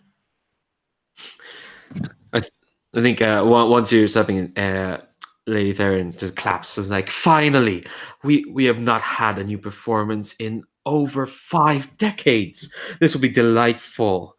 Now, I entreat all of you to sit down. Don't worry about your dreams. The longer you stay here, the sooner you'll dream of revolution. So please sit down and enjoy the show. I think as I pass everyone, though, I'd probably entrust Phyrrus with it, because I would know that he's good with drugs and stuff. I would have subtly handed him the vial of bliss, just in case. Yeah, and then get onto stage, and I would do a performance. Mm-hmm. Obviously not Life of the Soul of the Party, because that's only once per session. So, do you want to instill some emotion? Apparently, I can't do that until I've performed for a while. So I would have to start. Well, this could, yeah. Do you want do you want this to last an hour? Well, okay. Well, you can say that. I would say, I think But I Well, think Ixel's what's the word I'm looking for? I mean, if you really want to, I'll let you do that. Well, And the whole thing is while she's performing, she's hoping that the others will gain more information. Like, mm, you know, I because think if she instills emotion, that's going to create an even worse distraction than the other thing, and it might affect them. And she doesn't want that to happen unless it's absolutely necessary. Because either I'm gonna get them to all start crying or they're gonna start to have an orgy. So that's the last ditch effort she wants to do. fair enough. Okay. All right. Yeah. So Why can't we have both? Crying and orgies? oh god. That's so sad. Phyrrus jumps into the vault. He jumps into the vault.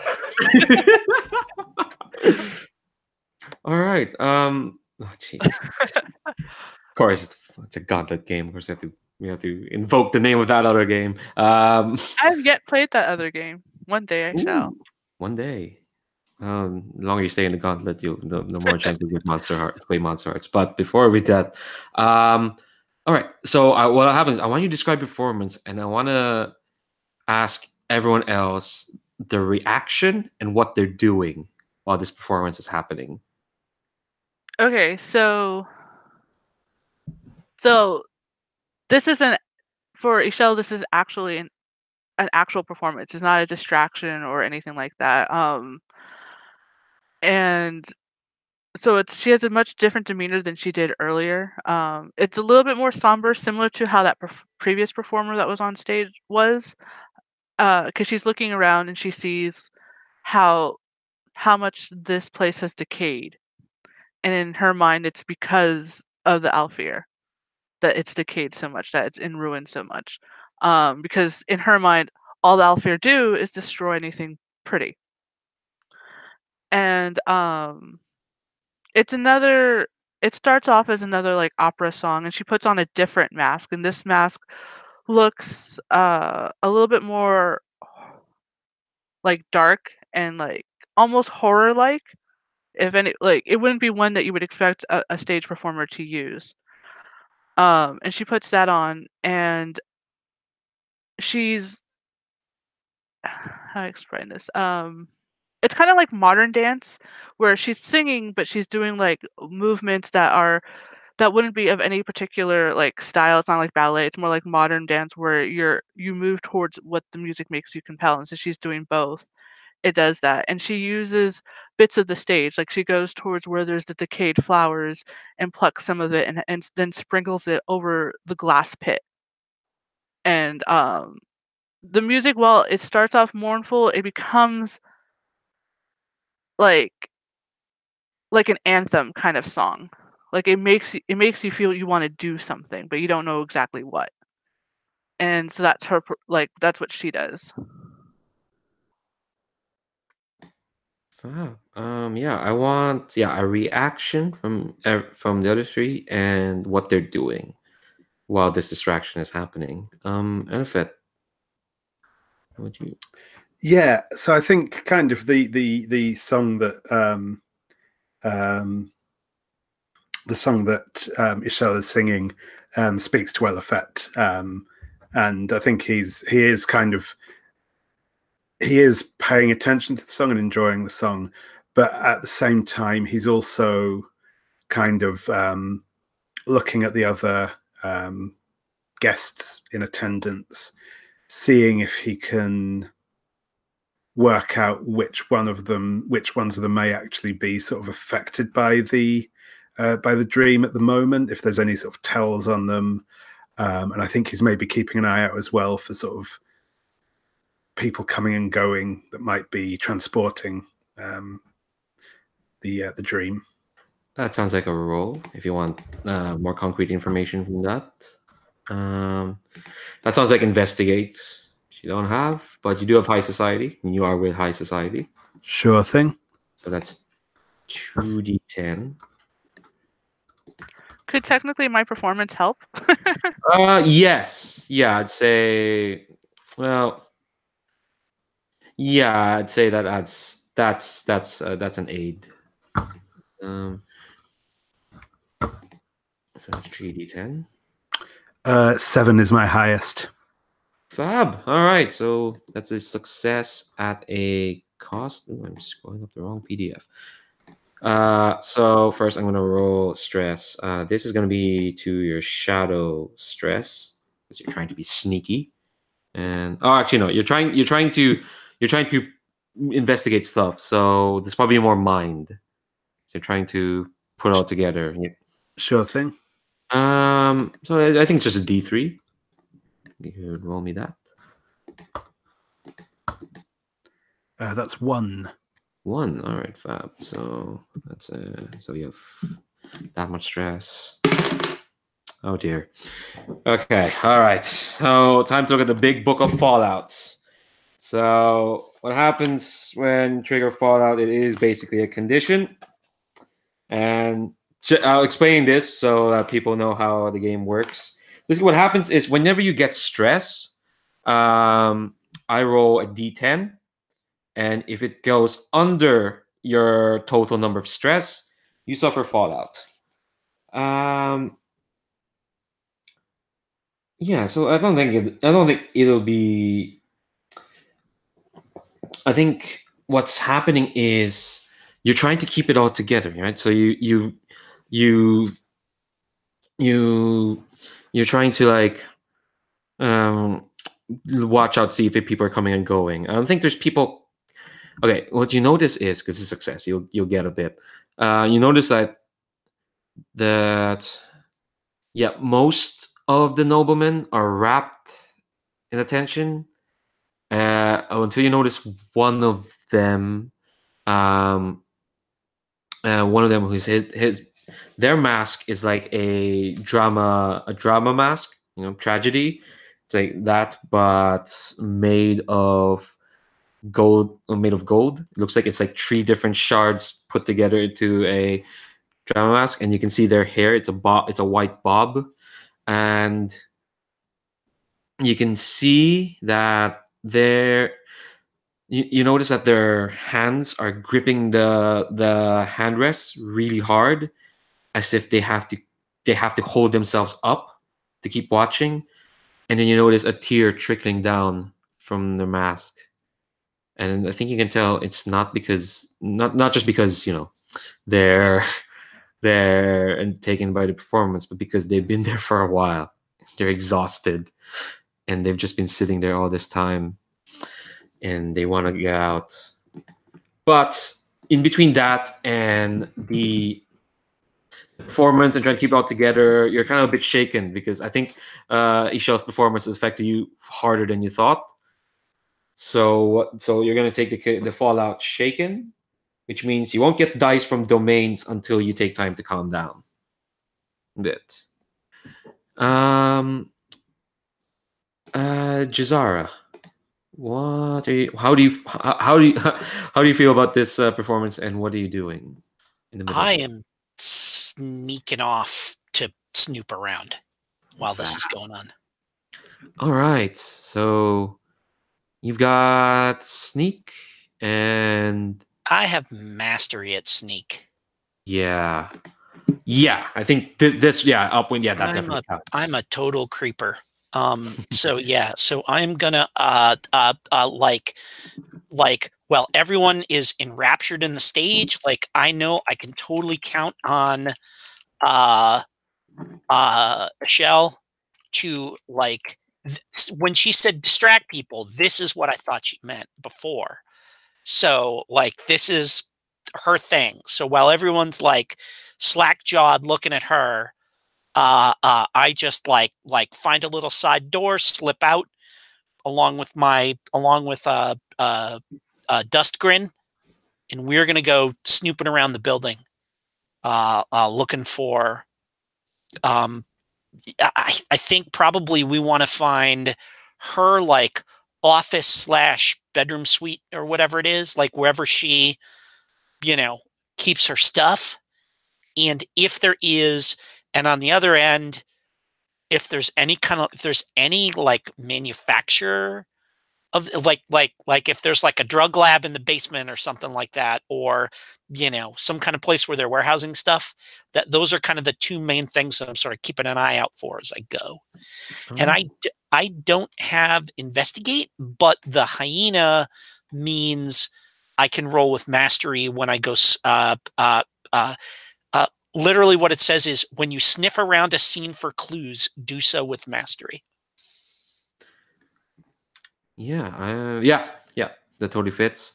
I don't think I have any domain that fits what you want to do, though. I'll let you sneak. That's fine. I'm more interested to see if you find anything interesting.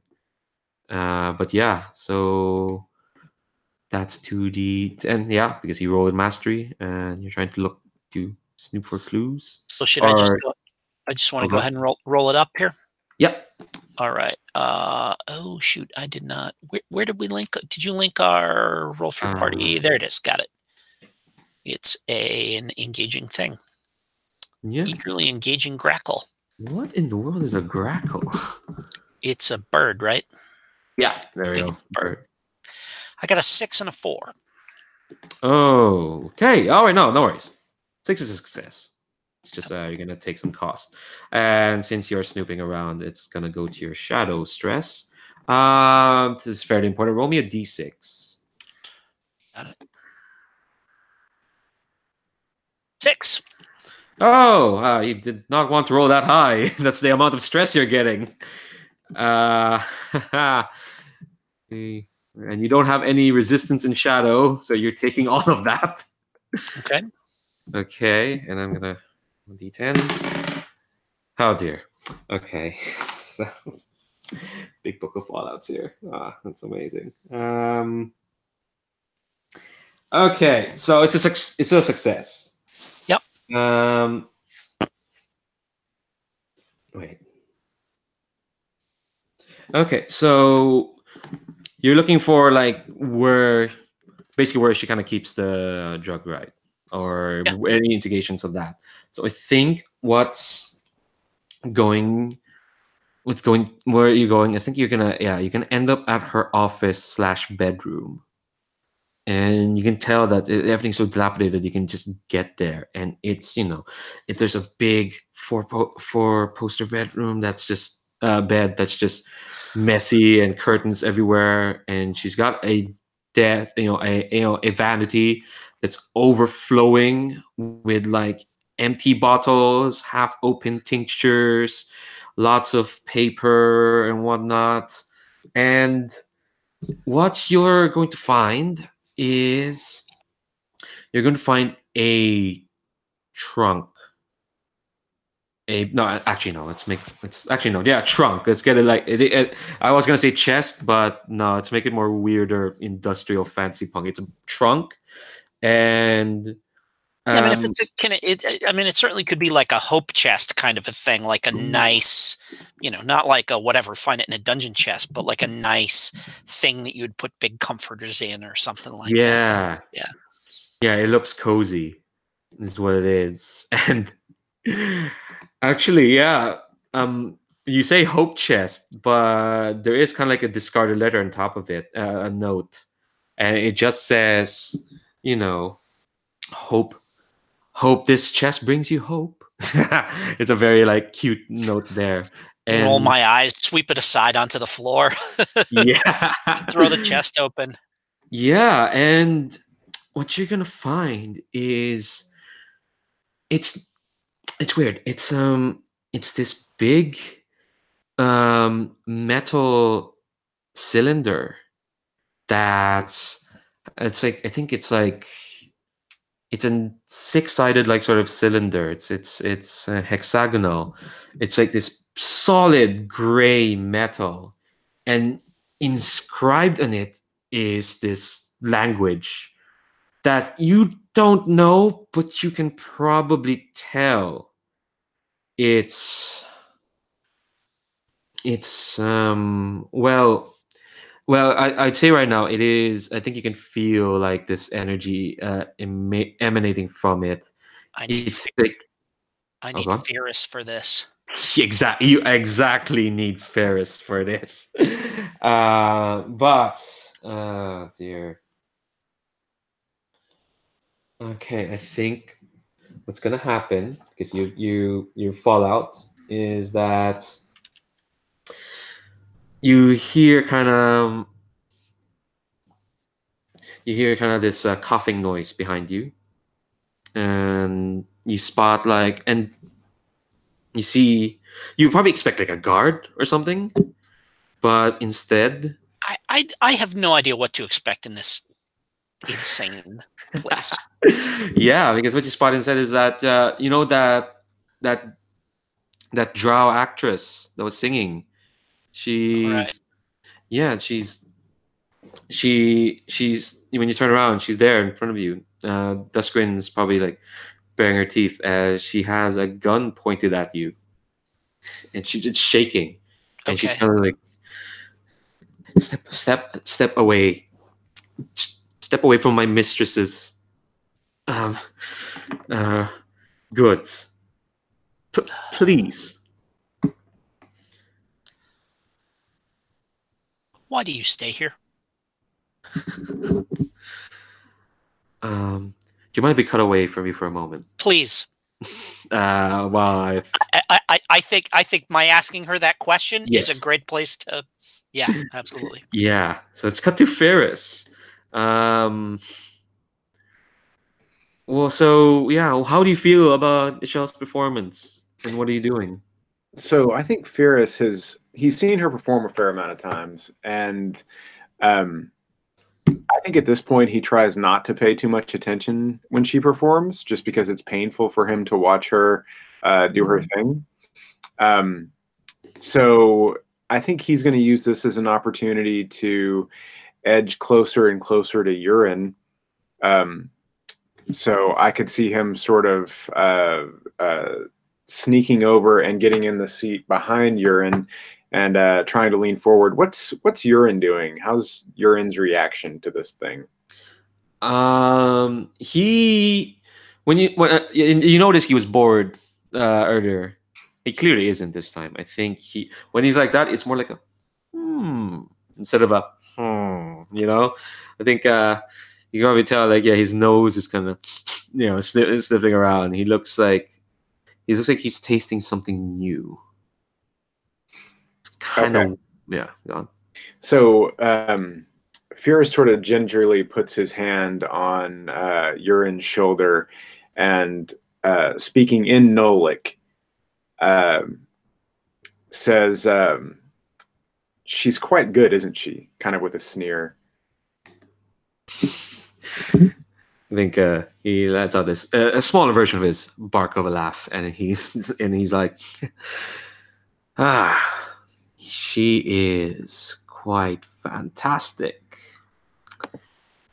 And he turns to you. I think he's very brazenly turned to you. I don't think he really isn't like he's giving no fucks about whatever Lady Theryn thinks. He's like, but you seem to not be interested.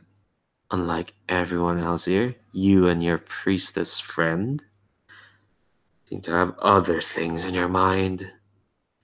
Dear good brother, what's on your mind?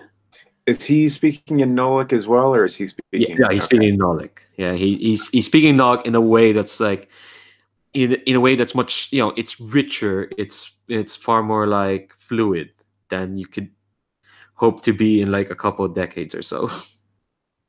Okay. Well, yeah, I figured that Phyrrus probably can't make those sounds with his mouth anyway, necessarily. So he says, but I hear you have other talents as well. Talents that maybe aren't quite so fit for the stage. Oh, well. The world's a stage, and some would say that my talents are fit for spectacle. For sure? Well, some of my brethren's talents. Mine, though, prefer to work on more subtle planes. Planes that will take a genius to parcel out. Fortunately, one is present. Ha! I very much admire your confidence. And I would like to admire your eidolon, which I hear you have. Give me a compel roll. All right. I think you're this is definitely the occult domain. You mentioned Eidolon, and you speak, read, knowledge, so that's mastery. So you get 4d10. Oh, nice. Okay. Hey, something worked.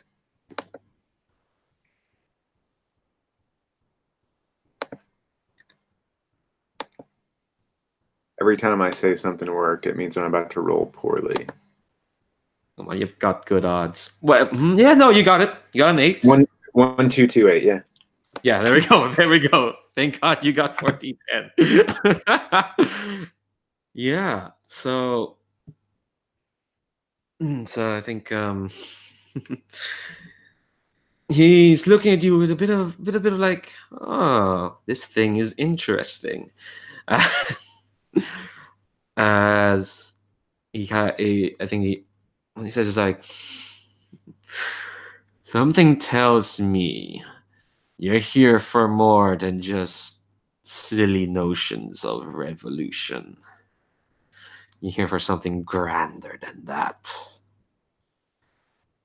I'm educated enough to know that revolution is just a means to an end.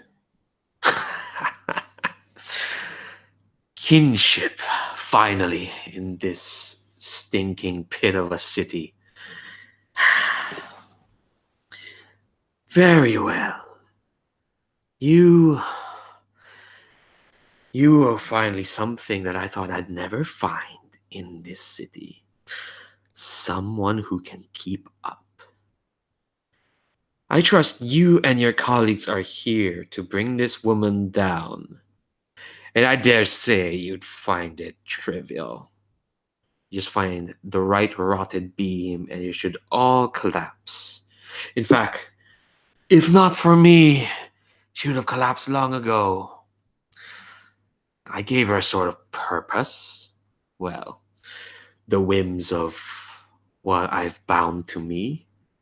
And it's given her life for a few more years, but at an accelerated pace. The way she's going about, no doubt the rotted nature of the city will come down on her soon enough. And I dare say I was finding it just a trifle tiresome at this point. You will lead me to greater pastures, I'm sure. Master, I'm sorry, I cannot even get your name. You have heard me. I am Urine of the Golden Sands. Who might you be? Phyrrus looks around back and forth and says, I'm Phyrrus, but perhaps you could lead me someplace where we might not be so easily overheard. I'm sure very few people here speak your refined language, but it's best to be cautious, I find.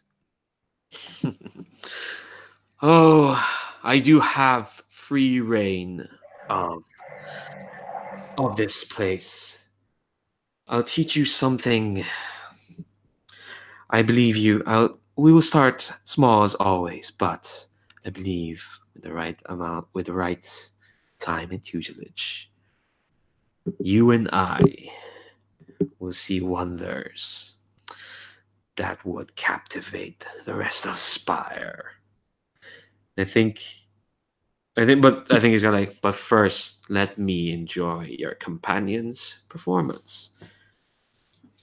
And yeah, I think Phyrrus kind of sneers again and says, yes, enjoy her just like everyone else here. And then he walks off. Just as you walk off, I think that's when your performance ends, Ixel. What's the finale? What's the flourish? She is inspired by where she's at, and she had leaned like a couple of times. She's done like some daring like dance move where she's leaned over towards the orchestra pit, and she manages to grab like a broken shard of glass, and like I said, it was more like an anthem type of song where it stirs something in you. Whatever emotion that is depending on the person. And because of where she always keeps a couple of her other masks and everything, she takes the glass and in like a triumphant song, stabs it in her middle where she knows where there's a mask there to protect herself. And then slumps. Like dramatically enough to show that this is part of the performance kind of way, but yeah. I think when you do that, you do hear a gasp from Lady Theryn, and then like a half second later, all your nobles kind of go gasp. Maybe one of them even says the word gasp. I don't know. And then after a couple of seconds of her taking a breath, okay, stands up. Nice. I think that triggers your refresh. Someone feels deeply moved when they witness your art. Roll me a D3. That will be the amount of stress you get rid of.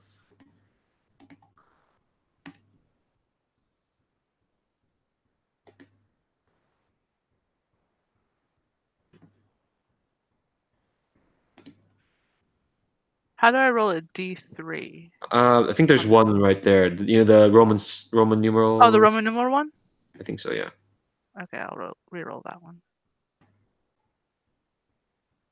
So 2. All right, yeah, that's fine. You can get rid of 2 stress. All your stress is right there in the stress and fallout tab. Hold on, I need to put down Jez'zara's one. Forgot what it was already. Well, okay. So I think when your performance kind of ends, Lady Theryn kind of gasps and looks at me in tears, and just starts clapping madly as everyone else kind of yeah, claps. Elifet, you notice, the one who's kind of his grip is really hard, kind of takes a while to kind of claps gingerly because their grip on her fingers has been really tough. And she's and Lady Theryn's fantastic. You will be great additions to our cause. You will surely bring the fire. You shall surely bring such emotion. You shall sing the Spire to waking, my dears. And she kind of turns and she notices that this is going to be part of the plot. She does notice, maybe she knows Jez'zara is not there, but her vision kind of glides over now. And she's then we must surely induct you soon enough to our cause. We must surely bring you forth. And I think Urine kind of stands up and is well, if you don't mind, my Lady Theryn, I have some business with Master Phyrrus over there. I do believe I have that leeway. And Lady Theryn is oh, sure. Sure. Urine. Definitely, you have that leeway. Go ahead. And I think Urine lollops away. That's the term. Lollops. As he kind of stands and he kind of beckons you, and I think he says, "On the way, I shall show you a trick or two, but you've not come here for trifles. You've come here to see my Eidolon, of course." Okay, Phyrrus follows him. He gives a deferential bow to the rest of the room, all the other people in the room, and then he follows Urine out. Yeah. Okay. Elifet, so for the rest of the 2 people in the auditorium, I think Lady Theryn's gonna yes, we must induct you soon into the revolution, into the great cause. I'm sure Master Urine is looking over our means, so to speak. But in the meantime, feel free to mingle. And she's kind of gesturing at the other nobles, kind of feel free to talk. Feel free to learn more of your compatriots in our cause, my dear. And she gives you a big bow, kind of go like that to you, Ixel. My dearest, you truly are a glittering gem amongst us. And she kind of looks at Lady Veranda. You've done well with your invite, Veranda. Better than the last one. And then she turns back to Ixel and bows again, as if she's forgotten what she just said. Ixel does a low bow also, and she just keeps note of where everyone like is moving towards. And yeah, Yeah. Elifet, you've got a moment. It's almost like the other nobles are kind of like, some of them are almost like scrambling to get out of there. It's like I think they've noticed that like Lady Theryn is distracted and has called for like a longer break than they usually have. The one you notice is almost like they're trying to get the blood back to their feet as they're trying to stand up. So you've got a moment here. Yeah. So I think I'm going to keep an eye on that one. I don't think I'm going to approach them to talk yet. What I am going to do though is try and find if I can pick up a drink from somewhere and drink it, and then probably drink another drink because I'm a bit shaken. Yeah, exactly. I think while you keep your eye on this one, they take a while. They're walking gingerly. They're walking towards that bar. Thanks, Jim, for pointing out there's a bar. Yeah, and you see them kind of just reach over the counter and just take out this bottle of some glowing green liquid, and then they start shaking it. I should tell you they're dressed. They kind of have what looks like spats on, which is weird. And they've got gloves, and like I said, they've got this white bob haircut. And I think they notice you looking, and you hear this woman's voice going, "You want to share?" Yes, that last number left me somewhat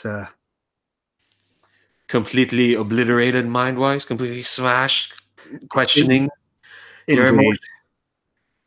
and feeling as smashed as I do, I think it's only right that I double down on that. That's fair. And she reaches out, grabs four different shot glasses, and just starts pouring on all four of them. Well, Drow first. And thank you. And yeah, I will take a drink. Yeah, I think when we get back to you, that fallout should be gone. You should be calmed down and start drinking. I think we're gonna end it with Jez'zara. We'll cut back to that scene. I think we'll end there. And all right, so remind me, what was the question again to this Drow actor? Why do you stay here? You think if I had left?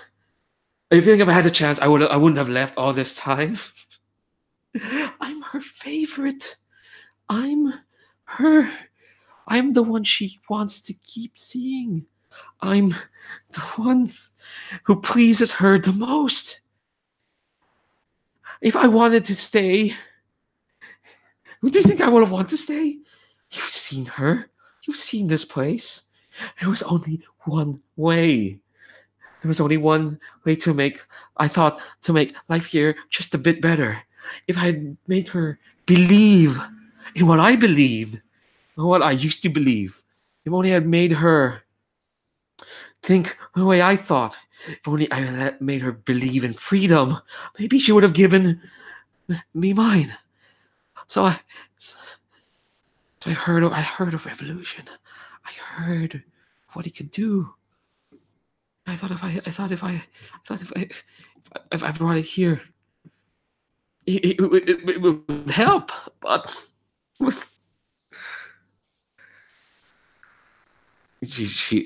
she's trying her best to like keep it together. And yeah. I just shake my head and I say, this is what they do. This is what they do. They make you forget your place in the natural order. And I just point at her and I say, this is why Charnel sent me, was so that I could take you from this place and help you remember what it was like to live in the world and not just hope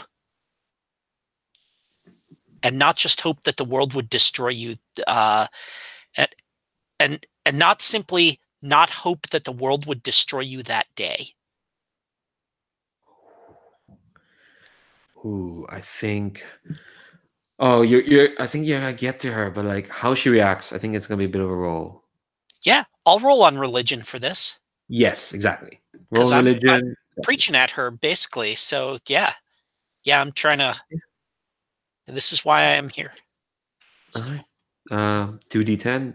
And so you don't have. I don't think you have a skill for this. I do. I have a skill, and I've got religion as a domain. Oh yeah, no, yeah. I was saying you have a domain. You don't have. Oh, sorry, but I don't have. Yeah, no, I don't have a mastery or anything like that. So yeah. So okay. 2d10. 2d10. Where is roll for your party? 7. Fab. All right. So I think. Oh, her words get to you. I think when you say that, yeah, this is what Charles said to take you away. I think she angrily throws the gun at your feet, and so you can take that if you want later. But yeah, she just kind of falls down to her knees and is just crying. She's just completely broken. So is she? I kind of walk up to her, and I grab her somewhat roughly by her 2 shoulders and like stand her up on her feet. And is she wearing anything like an amulet or a medallion or a whatever that indicates essentially indicates she belongs to what's her name downstairs? Oh yeah.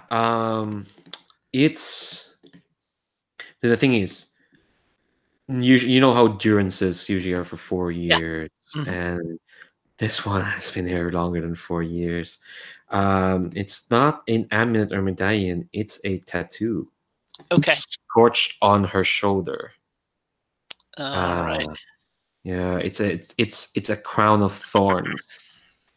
Kind of like it's a circle with thorns all over it, and you notice that fairly clearly, and because Drow has dark or ashen skin, this one is like, and I think she's a darker skin variety. This one is like scorched white. It's almost like a white hot branding iron. All right, so I reach my hand down to and kind of place my hand in Duskgrin's muzzle, and he bites down hard enough to draw blood from my palm. And I reach up and I kind of smear it across that tattoo to obscure it. And I say to her, under the gaze of Charnel, I will lead you from this place and back into the world. Yeah, I think yeah. No, she's just on your shoulders. Kind of like once you do that, I think just a bit of hope reaches to her, and she's just babbling incoherently, like, "Please please take me away, please." Can I get a bond with her? How does that work? Yeah. Well, it works basically if you connect with someone. I'm not sure. I think I should have looked it up. Actually, no, I did look it up. I think you definitely get it's the end of the game. If you look it up for next time, but just let me know her name just so that I can type it in. Her name. Let me look at my list of names. Her name is Chris. Chris with a K. Kris. I'm going to say it's Krys. Oh yeah. There we go. Yeah, we need to be more fantastical up in this. So Chris the singer is what I have her listed as, and I am totally cool with my little like blessing / invocation being seen for that. Yeah. I think that's it's the end of the session. I think we kind of.